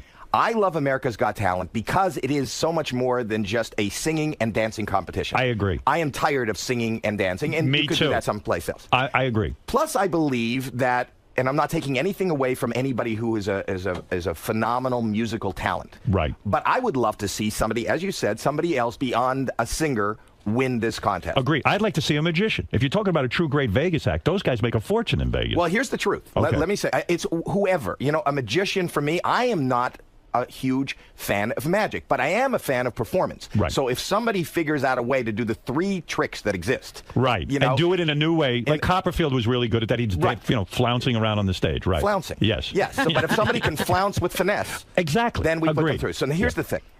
Many times there will be a cavalcade of singer after singer after singer, no better than anybody you see on a cruise or in a Ramada Inn. Agreed. But the audience there thinks they're great because they're from the hometown. People think they're great. And then I'll see an Eric, the actor. Right. You know? Right. And I will say, and somebody like Piers will say, well, that's not a talent. Right. And I'll say, I will rather come and listen to Eric. And now that I know that he does accents and Right. voices. You would rather listen to Eric than some mediocre singer. And the truth be told, your whole career. But wait a second. It is the Tiny Tim factor. Like, if Tiny Tim came on America's Got Talent, Piers would have voted him off, and possibly you would have, and Sharon would have. But he went on to be a huge star because he was a freak and he was so interesting. But Tiny Tim and your Whack Pack here, and you know, there's so many other. But let's characters. be real. Let's figure out now as judges, because at this point it's you and me. Okay. We can outvote Sharon. You're going to be a united front. Let's unite. Let's decide right now on this show. Right. What our criteria is going to be, because I think it's confused over there. I think you're overthinking. Are we looking for the next big superstar act that can that would take you away from the gambling tables in Vegas, that would be as good as Howie Mandel in Vegas, someone who would be compelling and great and really sell tickets, or are we looking for something like a freak show, you know? But let me just say something. A freak show, you know, and this isn't, they're not in the same category, but if you look at what the Blue Man Group was doing, you know. But Blue Man Group was a fully realized show. Well, you know, when they started in a little club in a basement here in New York, right. They were, you know, 3-4 guys who were covered in blue paint, and they were banging on pipes, and you know. So explain to me why you put through those chipmunk-looking characters, the funny little people. The funny little people. They were not. Well, listen, that was no different than what you'd see in Disneyland. Well, so they put in a costume and they jumped up and down. Okay. You did that to Irk Pierce. That wasn't right. No. Yes. Right. And no. Yes and no. Right. Here's the thing. You can't have yes and no. I can have. Okay, go ahead. Okay. Yes and no, because in that particular day, I believe that I would rather bring them forward. If I bring them forward, somebody else doesn't go forward. It fills the spot. I have a better chance of not getting another singer. I believe with those funny little people, yes, that I could create. I believe I can create. But it's up to them to create. A Vegas show. No, it's not. Yes, it is. No, it isn't. It's not up to you creating. It's what they've got to present to you on the stage. But you realize that our team there, once they go through the audition process, there's a lot of production people and production value, you know. Right. So if you look, I want to give you a better example. Okay. You hated the guy 2 years ago. There was this kid that did a kite. That flew a kite. Terrible. Why is that terrible? Because I wouldn't pay 10 cents. Okay, I don't believe you wouldn't. Here's the criteria. I'm going to ask you this when we're taping the show. Okay. If we disagree on something. Right. I'm going to say to you, hey, Howie, put up your own money and bankroll this act. You wouldn't do it. You would not bankroll the kid with the kite. You want to make you're a guy who produces television shows, and you've got a big career. Let me tell you something. I disagree with you. If you take the guy with the kite. Go ahead. And in Las Vegas. And this you guy, make him part of a show? No. Oh. Well, but he's the headlining show. He has these kites, and you have lasers, and you have great music. He didn't have and lasers. You have but that's what it could become for a Vegas show. You can't say what it becomes. He should have brought on lasers then. No, but I am more apt to go see this musical kite-flying laser show in Vegas than I would to go see some singer, guy standing there with a guitar who I have no idea who he is. But are you saying you're going to be biased against people who come to sing? No. You're going to. If you see somebody great, you will put them through. Right. Here's what I was talking to Simon Cowell the other night. We had a 45-minute discussion about this. Right. And he said, you know, take it from the guy who's supposedly the expert at judging, but he said, if you get influenced by the audience sitting there and you put through these mediocre acts, you'll never get rid of them because America starts to vote for them and they feel sorry for them. You can't. I don't like when they have a story. I don't like when people are voting on a story. The guy who won last year had such a story. He was a car wash guy. Yeah. To me, he was a novelty act. I don't think he should have won. Well, here's the thing. Go ahead. My take on last year and my favorite act was Illuminate. I agree. But that's who I kept saying. I know you did. But by the same token, when you're sitting in the room and you see this guy, and when he came out and he was, before they put him in suits and everything, Yeah, and right. I wasn't expecting, you know, this Frank Sinatra, this crooner kind of voice. Right. You know, and I saw that the women liked him. I saw they liked the sound of his voice. Beyond the story, you know, I see why he got as far as he got. And, you know, when you look at Michael Bublé and you look at Harry Connick, they've had, like, big Vegas. See, I can't stand that crap. That Harry Connick, Michael Bublé. But I'm not asking you if you can stand it, and they're not asking you if you can stand it. And I don't think Vegas can stand it. And isn't the criteria whether or not the guy could be a big Vegas act? That's the criteria. And you're telling me Michael Bublé can't be a big Vegas act? Michael Bublé can. He's done it, but I don't think there's room for 20 Michael Bublés. Is there room for one more? Well, I felt it was like such a novelty that a black guy was singing Frank Sinatra, that it was a novelty act. It wasn't really a true great Vegas act. And I met the guy. He's a lovely guy. I'm glad he won just because he got a bunch of money and he was working in a car wash and now he can support his family. But I want a superstar out of this. We've got to get a superstar. Well, you know, the truth is America's Got Talent has launched superstars. We've got the ventriloquist guy who supposedly has $100 million. No, but I'm saying even if they didn't win, that exposure, you know, you look at Jackie Ivanko. Okay. Who else? The guy you're talking about is Terry Fader. Okay. Who's got a $100 million contract. What does that mean, a $100 million contract? That he gets, he gets if the place is sold out each and every night at full price seating, right, then he would probably stand over 5 years to make $100 million. Do you think I'll become the guy who's the voice of reason, like sort of like Piers, because you The and Sharon, leader. yeah, you and Sharon seem to always sort of team up with each other. I don't think that's true. I do. I think I'm a voice of reason. Well, I think do. I am. I think you were more the voice of reason the first season, and then the second season, you started to vote people in just because you wanted to irk Piers. No. That's the impression I got. Well, I'm sorry you got that impression. That's not true. I'm totally honest on that show. I would never, you know, I think it's funny, and I think there's something to be said, and you called it the Tiny Tim factor. There was this guy the year before, Ronith. I don't know if you remember. I just saw him. I just played in New Jersey, and he came up to. He was. The old Indian guy. He's an Indian guy who was doing impressions. right. I remember that. He couldn't do. He didn't do. And he said he had the man of 100 voices. And I thought I could build this guy as a man with 100 voices, each of them sounding exactly the same. But that's a one joke guy, and I thought you were crazy to put him through. But because he's not. He's a one joke guy. He would never make a career of his own. Yeah, if he sat on the Howard Stern show and I sat and talked to him and made interesting things with him every day, he could be made into a star, like Eric the Midget or something. But a guy sustaining that on his own, Eric the Midget can't sustain that on his own. Well, let me just tell you. Go ahead. Let me talk to you as a producer. We are going to have so many arguments on this show. What if in the context, and you got to produce it. It's not just these guys come to you with no team behind them. Right. If I had this guy who believed that he did characters, what if I hired a cast of hundreds for the stage? But Howie, that's like saying a comedian comes on and he's shitty, but you say to yourself, boy, if I write him his material, he'll be terrific. I mean, you can't. The guy's got to come on and wow you. You can't say you can't compare the comedian. Sure you can. No, I can say. There was a woman on that you had last season who did voices and impressions. She was very good. She did good impressions. I agree with you. She had crap material. That's exactly right. And I would have said to her, I would have said, you know what? You run out right now and hire. I'll give you the name of 5 guys that I know that can write comedy material for you. I would have said that to her. She did it wrong. Right. She could have, but she did have the persona. Had she gone back to the clubs, had she got a writer, she would have gone further. Yes. And there was another comic, J. Chris Newberg, who actually went further than any other comic did. Remember, he's the guy that roasted Piers. Right. He's great. But we can't sit there and say, what if they don't go out and hire them? In other words, I can't sit there and imagine their act for them. But I think that I did say that she was great. She had, she had a lot of stage presence, and that she didn't have material. And she didn't make it as far as the other comic because she didn't have material. So you think you're the voice of reason? That's interesting. Don't you think, and I was going to say this I think we come at it from different perspectives, right? But we'll have good, healthy discussion. I think it'll be good. Now tell me what happens in Vegas week. Do we really decide? That's where we decide who really goes through. And we sit in a room and we argue because it's got to be down Let's to not the 48. argue. Just listen to me and everything will be fine. Really, we can get out of that room in 10 minutes. You have no idea how competitive I am, and I really am. And I'm really serious about trying to find. We sat up till 2, 3 in the morning. Oh my goodness! Don't even say that. I will put a pillow over your head and suffocate you if you keep me up till 2 or 3 in the morning. Vegas is the long hours. That's the long hours because do the producers come to us and say, listen, all of us, we strongly urge. You're saying it's me, you, and Sharon really make it. And the producers. Oh, and the producers. Yes. And we decide. Yes. Till 2, 3 in the morning. Well, we will look at the tapes of what they did. We'll take everything into consideration, and we'll say, what do you. Is it hard to make that final cut? The Vegas is brutal. Brutal. Because you feel bad that you're not. On 2 levels. Okay. Number 1, because you're making, they're saying 48, and you're going, but this guy was great, and this guy was great. Yeah, we got to give him a shot, right? Yeah, and so, amongst us, judges and producers, we can get pretty heated and argue. We do. We get passionate and yell at each other. See how passionate you feel about somebody, and then your guy's not in. And you got to live with it. And you got to live with it. So there's that, and then you have to face them. And these people have, their hopes and dreams. They've made it all the way to Vegas, and then they face you, and then they give us. I think that's going to be harder for me than I can imagine. That's the hardest part of the job. I don't like to see somebody's dream burst. But like the other day, a father called in, and he said, I'm having my 10-year-old audition, blah, blah, blah. And I said, okay. She had a tape on YouTube. I listened to her. I said, she's terrible.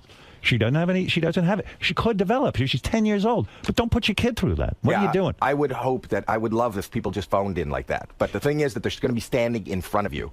And they've made it to Vegas, right? And their hopes and their dreams, and it's set up so that it's really tough. For people who have watched the show, everybody shows up in Vegas, and we tell you they're put into 3 groups. Right. One group, we tell you you're not even going to perform. You're going right to Hollywood. We're not going to Hollywood anymore. You're going to New York. Right. Wow. Okay. To New York. Yeah. You're going to New York. One group, we say you are going to perform here. Right. And there's 48 spots. Okay. Well, there's not 48. The people that went you've got to essentially audition again. Went to New York. You got to. There's 22 remaining spots. You got to go for the 22 remaining spots. Right. If the third group, if we can't find 22 in that third group, you get there'll be 5 remaining spots for this whole third group. and you can go. We have real power.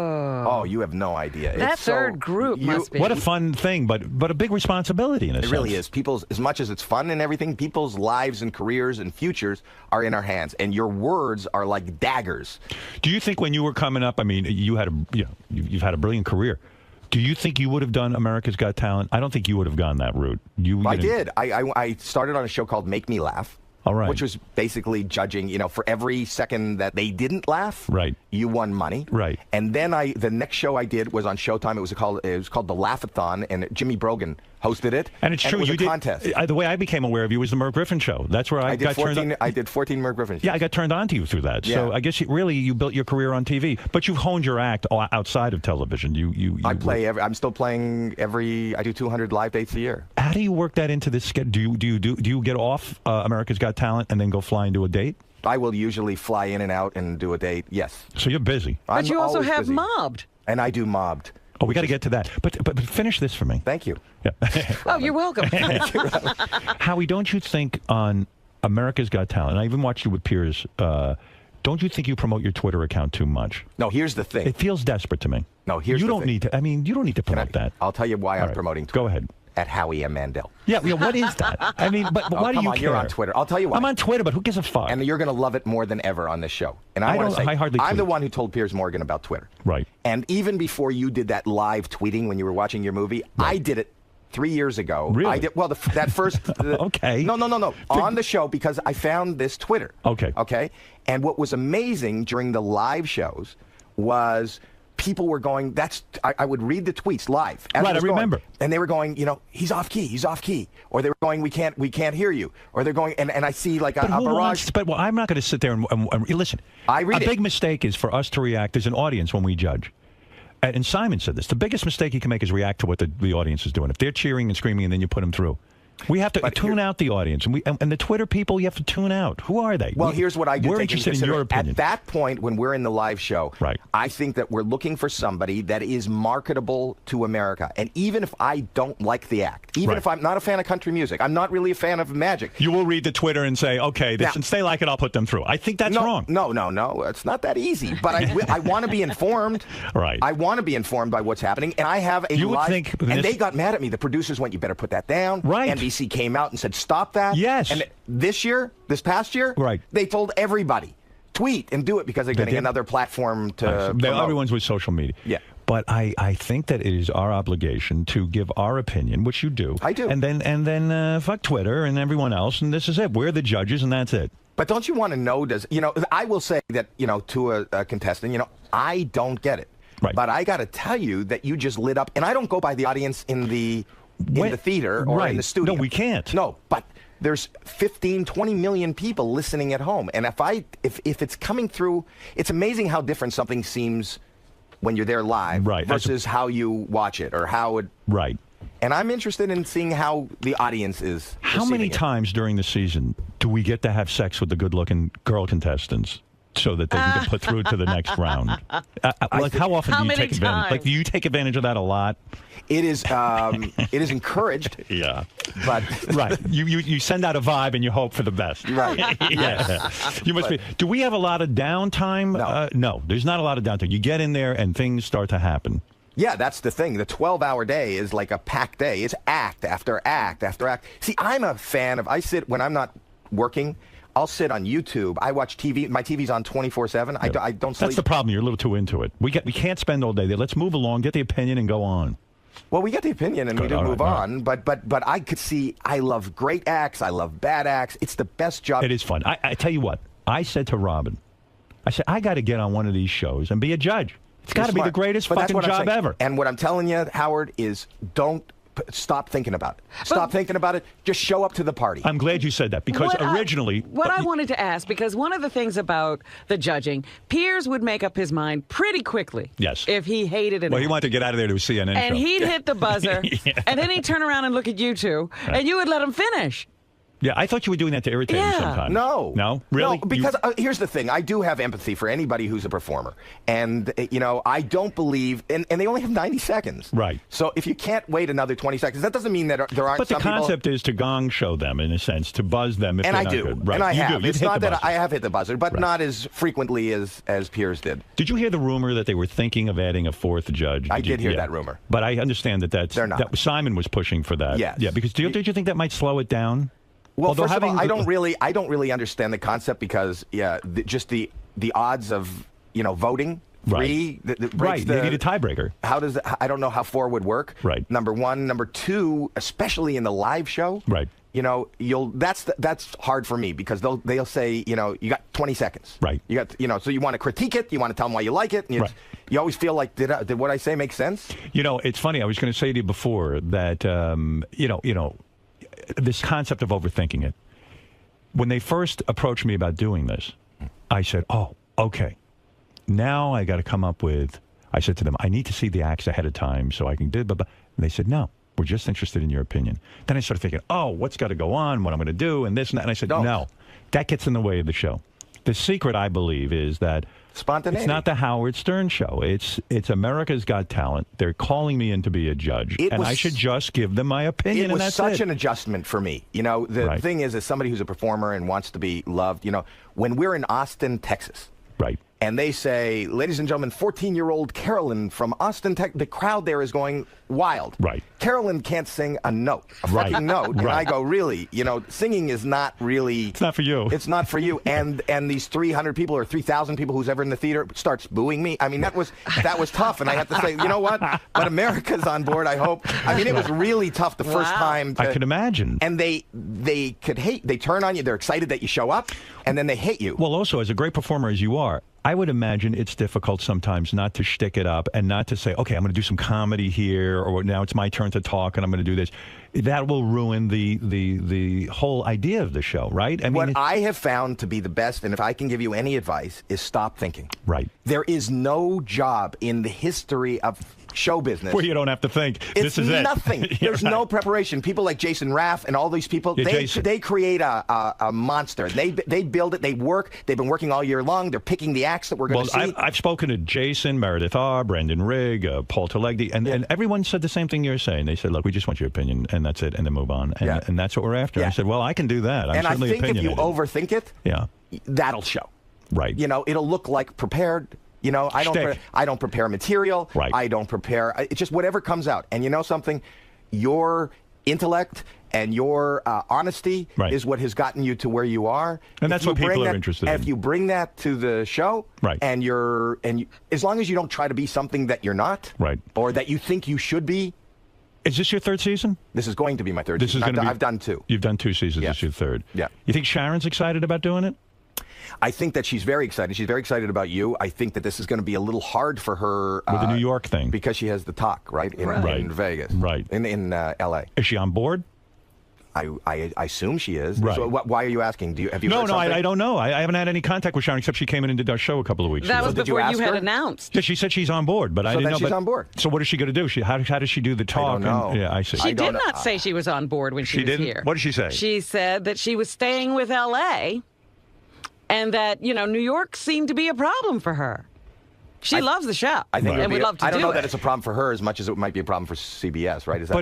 Isn't our show, America's Got Talent, way more important than that dopey talk show she does? Because we're a network show on at night that's a huge #1 hit.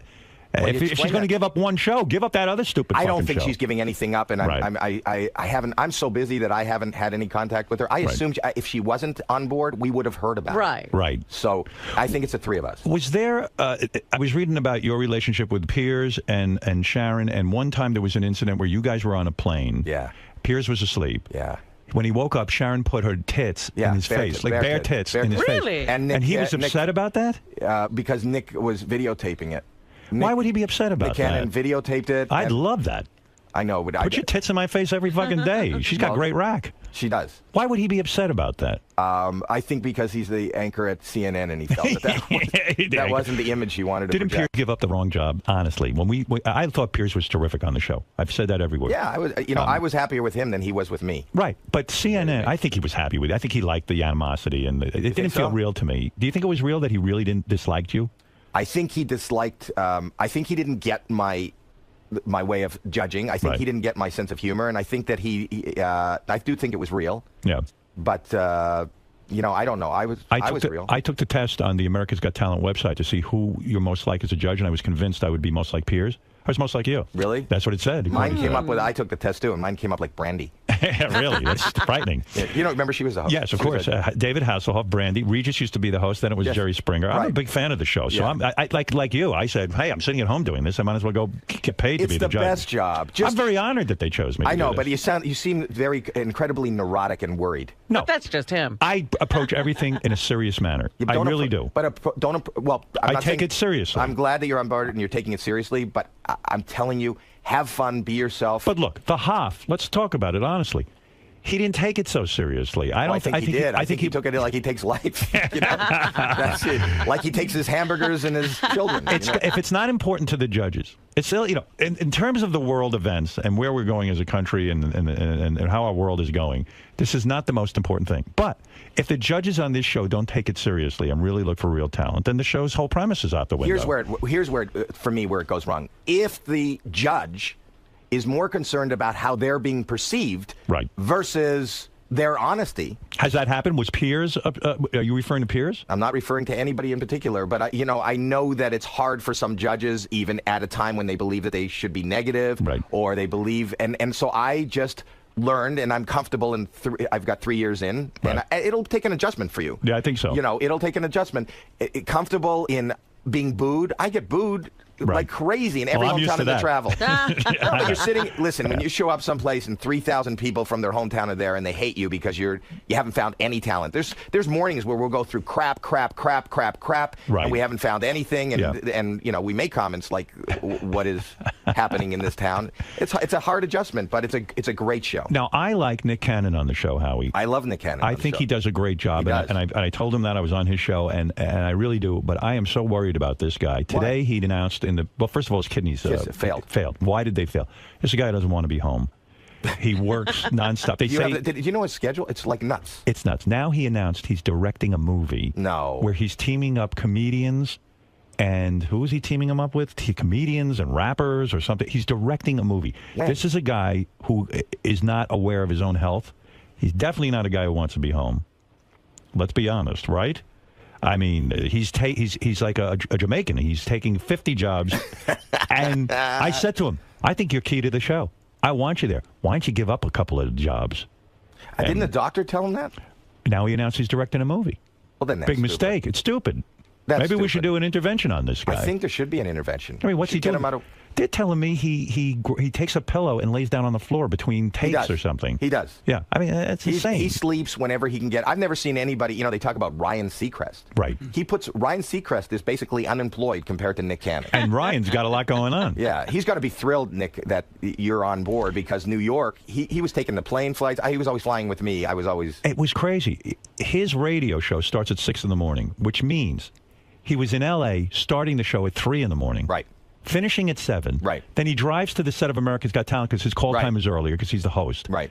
And he literally would go from 7 in the morning till about midnight. And at America's Got Talent, in downtime, he would take meetings because he's an executive at Nickelodeon. So how is this guy alive? Well, one of his kidneys quit and left. Right. Yeah, I was going to say, I can't take this anymore. Completely understandable that his kidneys failed. Have you ever called him aside and said, listen, I care about you. Why don't you fucking calm down? I mean, you don't have to have every job. You've never done that. I've never done that. You don't feel comfortable with that? No.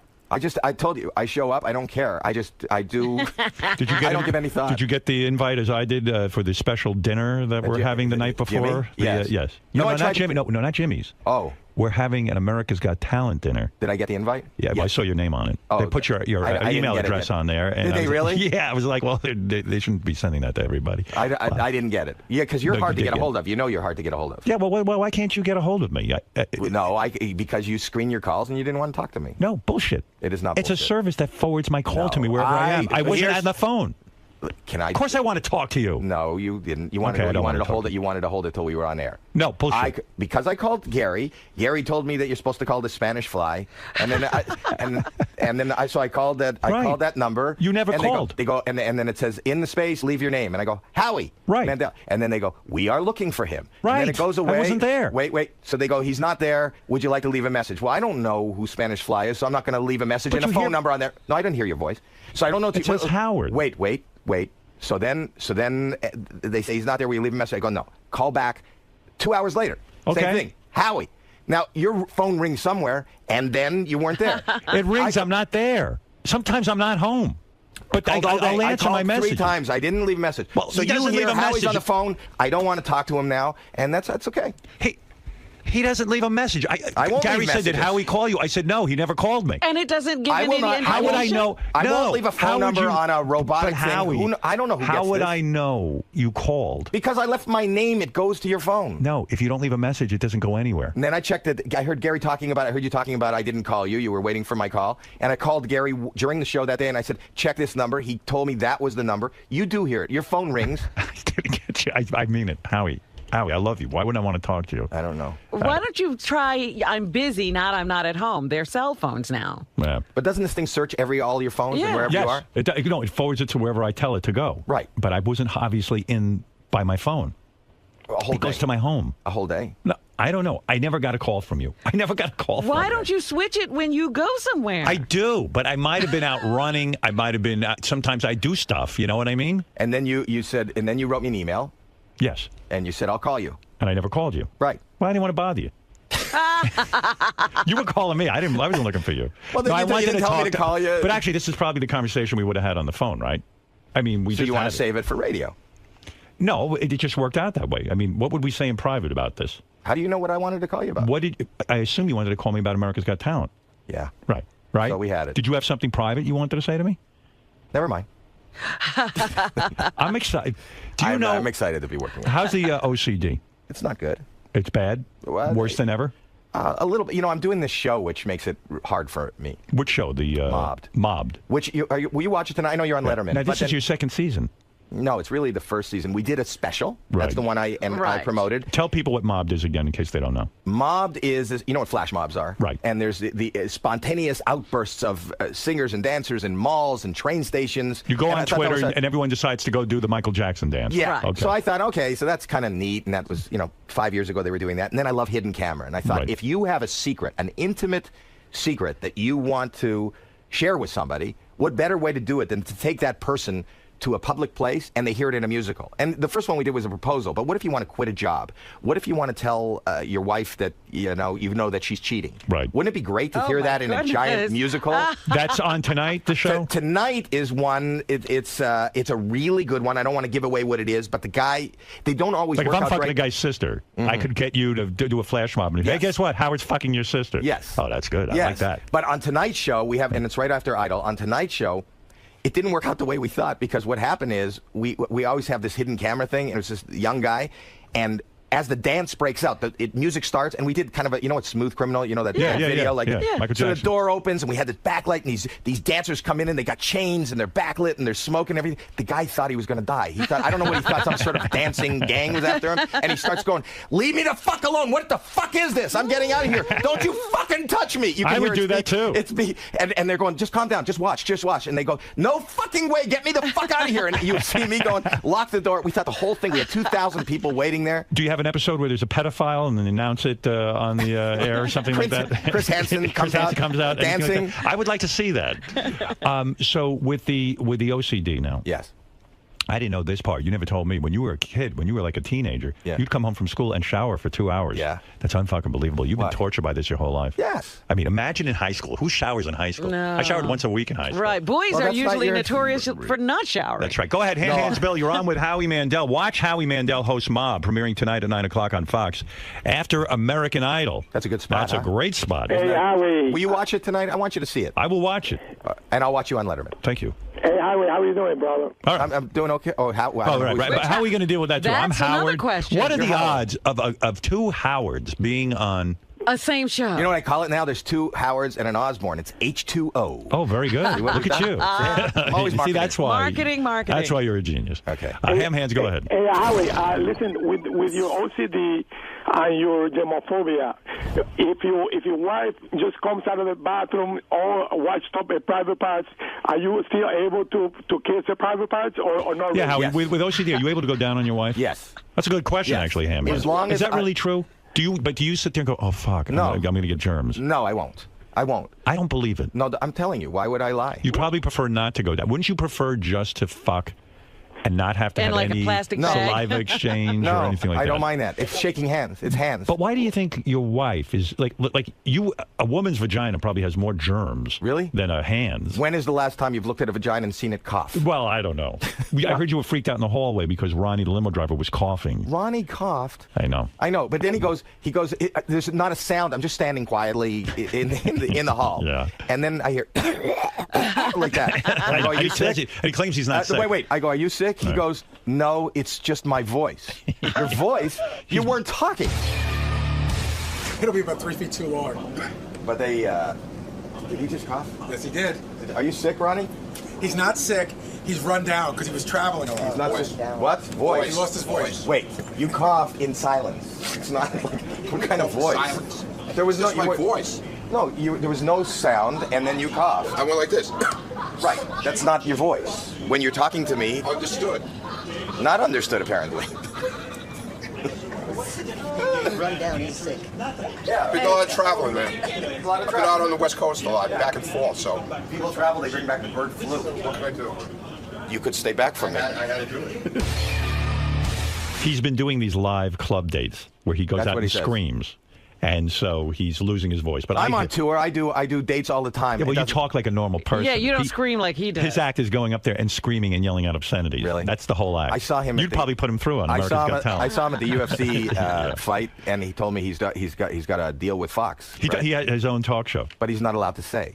I don't what know. kind of marketing plan is that? I can't talk about it yet. I don't know. can't talk. It's got a bigger veil than your announcement for America's Got Talent. One of the questions that came up in this meeting with NBC is like they said to me, "Well, how much promotion are you willing to do? How much were you willing to do on your own, and how much are you willing to do with the other judges?" I said, I would be thrilled to appear with Howie. Why did they send Oh, there's him in? Ronnie. Why'd they send you in if you're sick? Howie's going to freak out. Come on, man. What do you want to say? I'm in the middle There's of nothing wrong with me. No, you're sick. You were coughing even in the car this morning. And I'm germphobic, and I was freaking out. Hello. You were sick for 2 weeks? Yeah. I wasn't, okay? No, what does that got to do with it? All I'm saying, I'm telling you, I am fine except Then for why my are you coughing throat. so much? And I'm fine except for my throat. My throat is dry. It's just I told you. I just got a touch of the strep. Yeah. All right, listen, I'll leave you back to your interview. All right, thank you. Yeah. For our TV, you're going to love it. It was such a great moment. Ronnie's like standing against the hallway, probably like 6 feet away from Howie, and he coughs, and he tried to make it like cough into his shoulder, and Howie just starts like moonwalking. Yeah, right. Is the worst part of America's Got Talent when at the beginning you have to run through the audience? Why don't we do away with that? I don't want that either. Well, you know what? You got them to move to New York. Right. You've got all these changes. Can I put that on you? If there's one thing, I love the job. I don't mind the hours. Everybody I love high the fives and this and that. I hate Oh, it. my I goodness. hate You have to it. high five? I don't. He doesn't. He does a little fist bump. Right. Yeah, and I run, but these hands, it's just a sea of, it's like the worst fucking nightmare, the opening of America's Got It's Talent. the only show out of all of them, like X Factor, American Idol, blah, blah, blah, where the judges run through the audience. Maybe they'll make a change. They've made a change. They've changed coasts, so maybe they'll make a change. I don't want to touch I love the audience. Right. I just don't want to touch you. You love them to a degree. Yes. I don't want to touch their hands. Why don't we wear hazmat suits as we walk in? Literally, like a spacesuit, like we're landing on the moon, and then I came in last year. I came in a bubble. I remember. Yes. I felt for you because I know it's uncomfortable. It is for you. uncomfortable. Yeah. I hate that. I really am. I'm not going to lie. See, I'm not as bad as you. I would be able to walk through the audience, shake everyone's hand, and then when I get to my table, discreetly put some of that Purell on my hands. Yeah, but I can't use the Purell anymore. Why? Because you've hurt your hands. No, I told you. I've told the story before. I You get overused it, and you get rashes. and I got warts because I had viruses because I killed all the antibodies in my hands. Oh, so you can't use Purell anymore? No, I don't know I had my friend who's a surgeon give me that. I was using Purell. I was using whatever they use for surgery. Oh, betadine. No, betadine is. I don't know what I was using, but whatever they Do scrub you up sometimes with. forget and shake someone's hand like I do, and then all of a sudden I go, oh, now I got to... I never forget. You never forget. No. When somebody puts out their hand, what do? You offer them the fist bump? The fist or nothing, or I turn and walk away. And you turn... it's so terrible. I mean, you are a social guy, and look what you're going through. I'm not as social as you think. Oh, really? I'm not. I'm not really that social. I love people. I'm a mess. You just coughed into your hand, so I was very aware of that. Yeah, don't come near me. But I won't shake my hand now. What's going on with Deal or No Deal? Is that gone? Yeah, there's a slight talk of doing more, but I don't know. What does that mean, slight talk of doing more? I thought the show was a huge hit. Well, it had become a daytime show. Right. Yeah, I did. Well, we did 500 episodes. Yeah. You know, that's a lot. I was dealed out for a while. Do you think that's what happened? The show just burnt out? They put it on too much? I think so. We're on a hiatus, and you know, there's always a possibility that there could be more. Look, Fear Factor is back. Do you miss it? Yeah, it was that was a good job. gig too. It was a really good gig. You got some great gigs. All my single friends missed the fact that I was on Deal or No Deal. My son misses Deal or No Deal. All those hot chicks. You know, I had my son working. I don't know if I told you this. One summer, I got him a job as an intern on the show. Yeah. And they came to me very uncomfortably, and they said, Howie, can you talk to your son? I go, why? They go, he has set up his office under the steps. He was under, you know, the girls came down to the Oh, my God. So he was looking up their skirts. He was looking up their skirts. And I like said his to old man. Alex, yeah. Yeah, right. But, and I had to talk to him. And then he goes, I was there first. And then they came down. I go, you were there. You weren't there first. They were there first. Do you realize I think I'm the first American judge on America's Got Well, I'm Talent? American. You are now? Yeah. Weren't you? You were born Canadian, I have right? a dual citizenship. Oh, you do? Yes. Oh, so you are American. All right. Well, I became. All right, good. All right. Because I But like you were the first born and raised in American. America. Right. Yes. I have a huge burden on my shoulders. Yes. Yeah. Well, You're I'm fair. excited. I can't wait to work with you. I can't tell you how be more excited, thrilled. how great I think it is for the show, and I think that your presence is going to take the show to another level. I really hope believe so. that. I think it'll be fun. I believe it, and I love all the controversy, and I love that wherever I go, people, you know, that's the burning question. Well, I was bringing this up before because I did a Super Bowl commercial for America's Got Talent. Did you really? Yes. Oh, that's great. I shot one. Okay. And I assume it's going to air this Super Bowl. Right. We'll see. What? Seemed funny to me. But, you know, I'll believe it when I see it. rejected? You know, who knows? But they said to me, I said, I'd like to do some promotion with the other judges. And so there was a discussion on how much promotion I would do. Right. And when I would appear with the other judges. So at some point, I guess we'll be appearing somewhere together. That would be great. Right. And you and I have a problem because we're going to have to be quiet while the other one performs, even in an interview, right? That's a difficult thing to do, isn't it? Do you find that difficult? I've gotten more comfortable in you know, We're an you're coming ensemble. up. Right, and you see, you're coming from the autonomy of doing this show, and Right. this is what you've done all your life. And I came from stand-up comedy and whatever. So it was Is it really an hard for me. adjustment? It was a huge adjustment. Because even when you did Deal or No Deal, you were the host. This is, like, I've got to sit quiet while you're doing your thing, and I got to let you do your thing. Yeah. So the thing... I don't know that I can do that. But that's what I'm telling you, as somebody who went through the adjustment. Right. Don't worry. We'll get through it together. Don't think about it. Just do whatever. You know what? If the fact that you want to interrupt me in the middle of me talking hits you, interrupt me. All right. Don't think about it. You know what? I'm going to interrupt him, or I'm going to sit quiet. Whatever happens, happens. Now, you never finished that. Who's going to be... What are you going to be called on this show? Well, I'm Howard. You're Howard. Or Your I'm Howie. Majesty. Your Majesty. The king of all media. I'm Howie. Okay. He's Howie. Thank God he's a Howie. Yeah. No one called... In summer camp, I used to be a Howie. Right. And when I got on the radio, I said, fuck being a Howie. I'm a grown man. I'm But Howard. we've talked about it. Howard, for me, is it makes me cringe because Howard was always Thank in God. trouble. Yeah, so I'll be Howard. You'll be Howie. Howard? Yes. Nobody was happy when they called me Howard. Yes, that's true. So, you'll be Howie. I'm Howard. We got Sharon. And we got Sharon. And we got Nick. And that's it. Let's go do this thing. This is going to be great. Enough fucking talk about it. And Let's what are you go doing do it. tonight? Tonight I am watching myself on Letterman, of course. That's after. I'm going to watch you. Watch Howie Mandel host Mobbed, premiering in what is probably the best time slot, right after American Idol. And it's something to see. You see a guy think he's going to die, and there's nothing funnier than that. Nothing funnier than guys dying. And I tweet live. You think that's not a good thing to tweet You live? will tweet during the show. Yeah. I think that's a great thing. Will I'll Twitter you. I'm not going to read that. No, I want you to say you're watching it. I want to just see that you're really watching What is it. with you and Twitter? You're obsessed. I am Forget obsessed. it. Forget that. You're not. You're on it. I'm on it, but I'm on it once or twice. Yeah, every 2 weeks we get a naked picture of my your wife. That's it. I don't know what else to tweet. What would I tweet? Anything I got to say, I say here.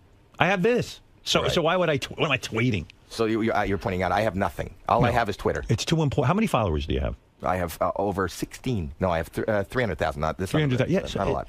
Do you see it as a sign of success if you have a ton of Twitter followers? No, but I see it as a sign of that's my social. I'd like to do that rather than in a crowd. I don't have to touch people, but I could talk to you. It's your way I can of relating. communicate, and you can sell tickets to your shows and things like that. Well, I'm not selling tickets. Well, I want to get viewers. Right. Okay. All right. Well, listen, you're a judge. I'm a judge. God bless you.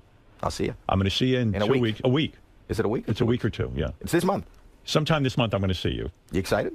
I'm excited Are about you doing nervous? it. No, I think I'm fine with it. I think you are fine. I listen to you every day.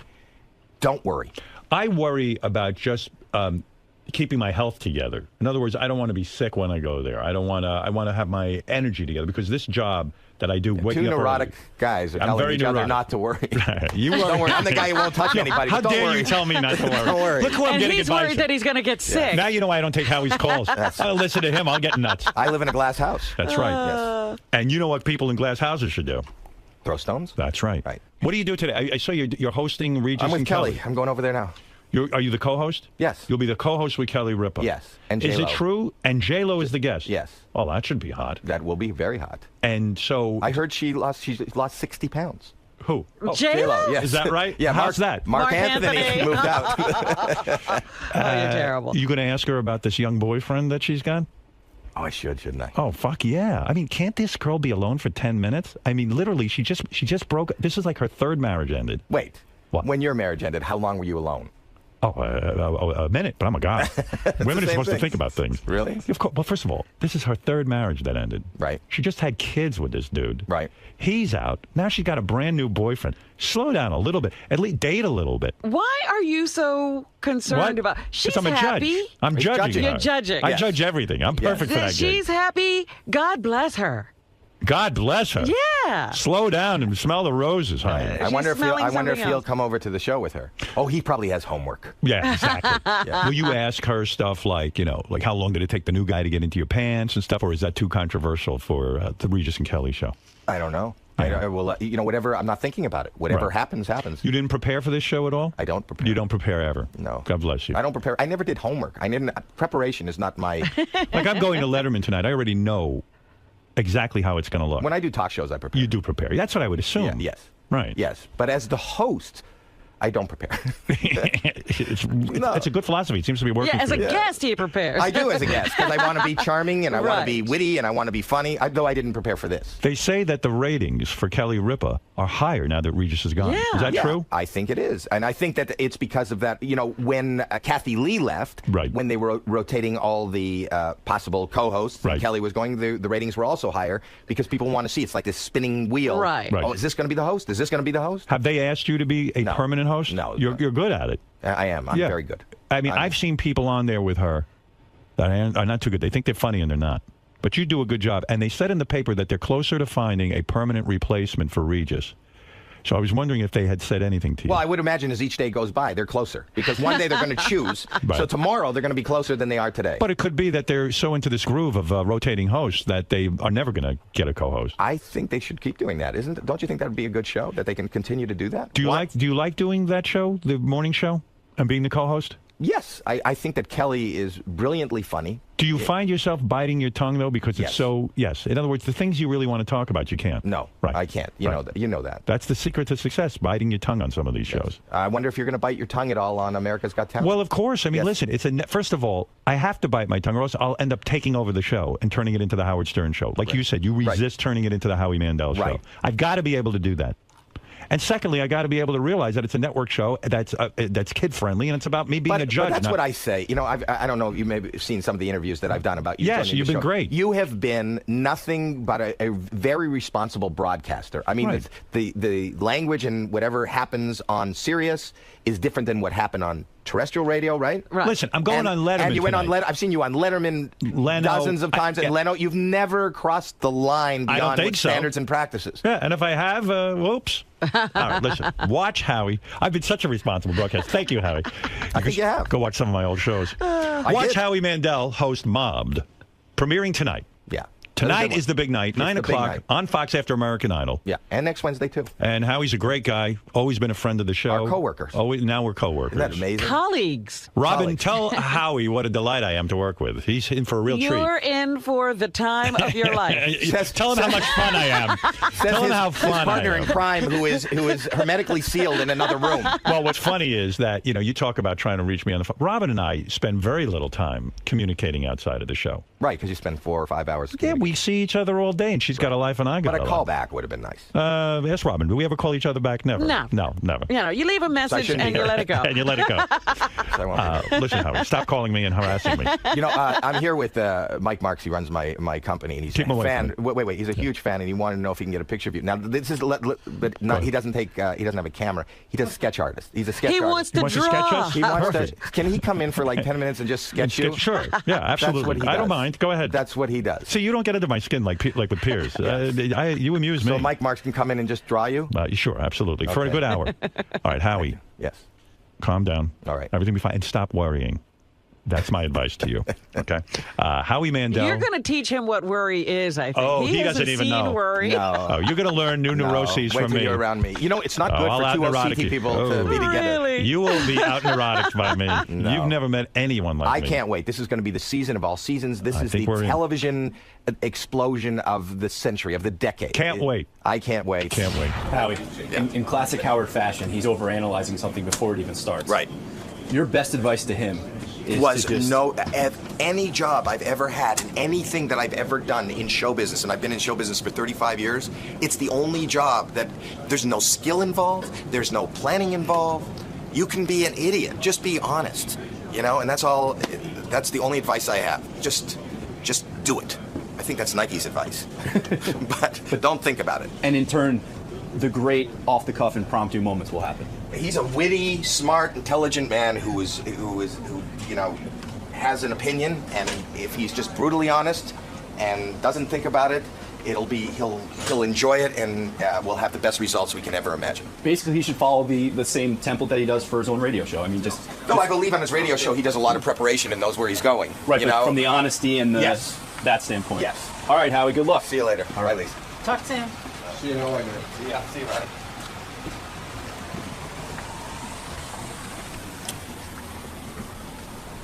I wonder if Howie's gonna have a cold now. Oh, stop it.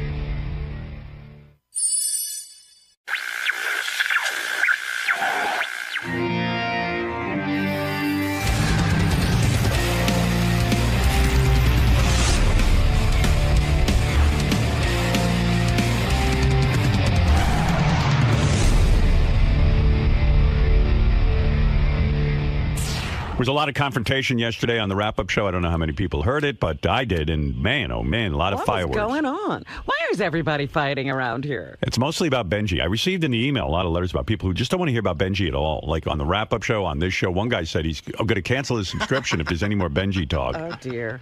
And I thought actually I had limited the Benji talk, but the wrap-up show picks up where we leave off. Right. What we don't pick up on, they discuss. Yeah. And a lot was made that Lisa G is consumed with Benji and the girlfriend, and that the girlfriend is using Benji. But I think, she's just weighing in with her opinion, much like everyone else. You don't think she's obsessed with Benji and I'm jealous? But someone told me that literally in the newsroom, she talks about it 24 hours a day. That I didn't know. Oh. That I didn't know. That she is obsessed with Benji and Elisa, his girlfriend. And that she talks about Benji and Elisa constantly, to the point that some people put on their headphones so they don't have to hear Lisa talking about it. Wow. Yeah. So she'll talk to herself about it if nobody's listening. Yeah. They say she's obsessed, but, from what I heard, she's just someone like me who weighs in about the people who work here. Benji's in a relationship where I thought Lisa actually made a lot of sense on the wrap-up show, and I thought she gave Benji some good advice. I'll play you a clip, and you tell me if you think she's dead on. I do. And she basically says, well, here, I'll play it for you. I'm not mad at you. I just, like I said, it feels tacky to me, and that's upsetting to me because I like you and I know who you are, and we had a private talk about it. Yeah, and you said very mean stuff publicly about my girlfriend. I thought you were being very. What did she say that was mean? I'm not going to repeat it. Well, I think the comment was in one of my pieces. John will repeat it. Lisa called Lisa's career a non-career. No, I said referring to her musical ability. No, I said Benji's trying to be a hero to a non-career. That's what I said. Lisa's memorized the line. So that was a strike, and I apologize. No, you never did. Actually, you said I'm sorry. You kept saying I'm sorry if that hurt your feelings. Didn't you never also said apologize for saying it? I think you said it. I don't know what your rage is about it. What your upsetness is about. She's not a rage. You haven't heard what everyone has been saying here. That so why do you? Well, why are you? Look, why are you if giving? She's that talented, she'll be fine on her own. She's getting noticed. You can take a breath about it, Benji. Okay, what if I feel like you're in this like trance about. Oh my God, I have to get her a career, a recording contract. It will happen. Enjoy being part she's of being mentioned. Yeah, but it just feels like too much. Well, it doesn't feel organic. That's for sure. It does not feel to anything. It feels very manufactured. It was almost like an intervention yesterday on the air because what Lisa says is true. I mean, Benji is obsessed with getting his girlfriend noticed to the point that I think Benji thinks this is his cachet with her. Yes. That as long as he keeps her career going, she'll remain interested in him. And if Benji was honest, and I could actually talk to him about it, which I won't even attempt, I believe that he would relax a lot more if he stopped all this and finds out whether she loves him for him. Dude, you are being so...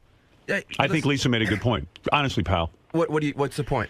The point is, let me ask you a well, favor. you just asked me. No, let me ask you a favor, because what you guys do, you put things so generally where you can't. I'll be specific. Be as specific as possible. It seems to me you're devoting a tremendous amount of your personal energy to promoting Lisa's career. And even on the air, where you were one of those guys I sort of admired, you never really like plugged everything to death. And, you've had your little plugs and things with that party planning thing or whatever it is. I don't know, stripper parties or I don't know what you had, but everybody plugs.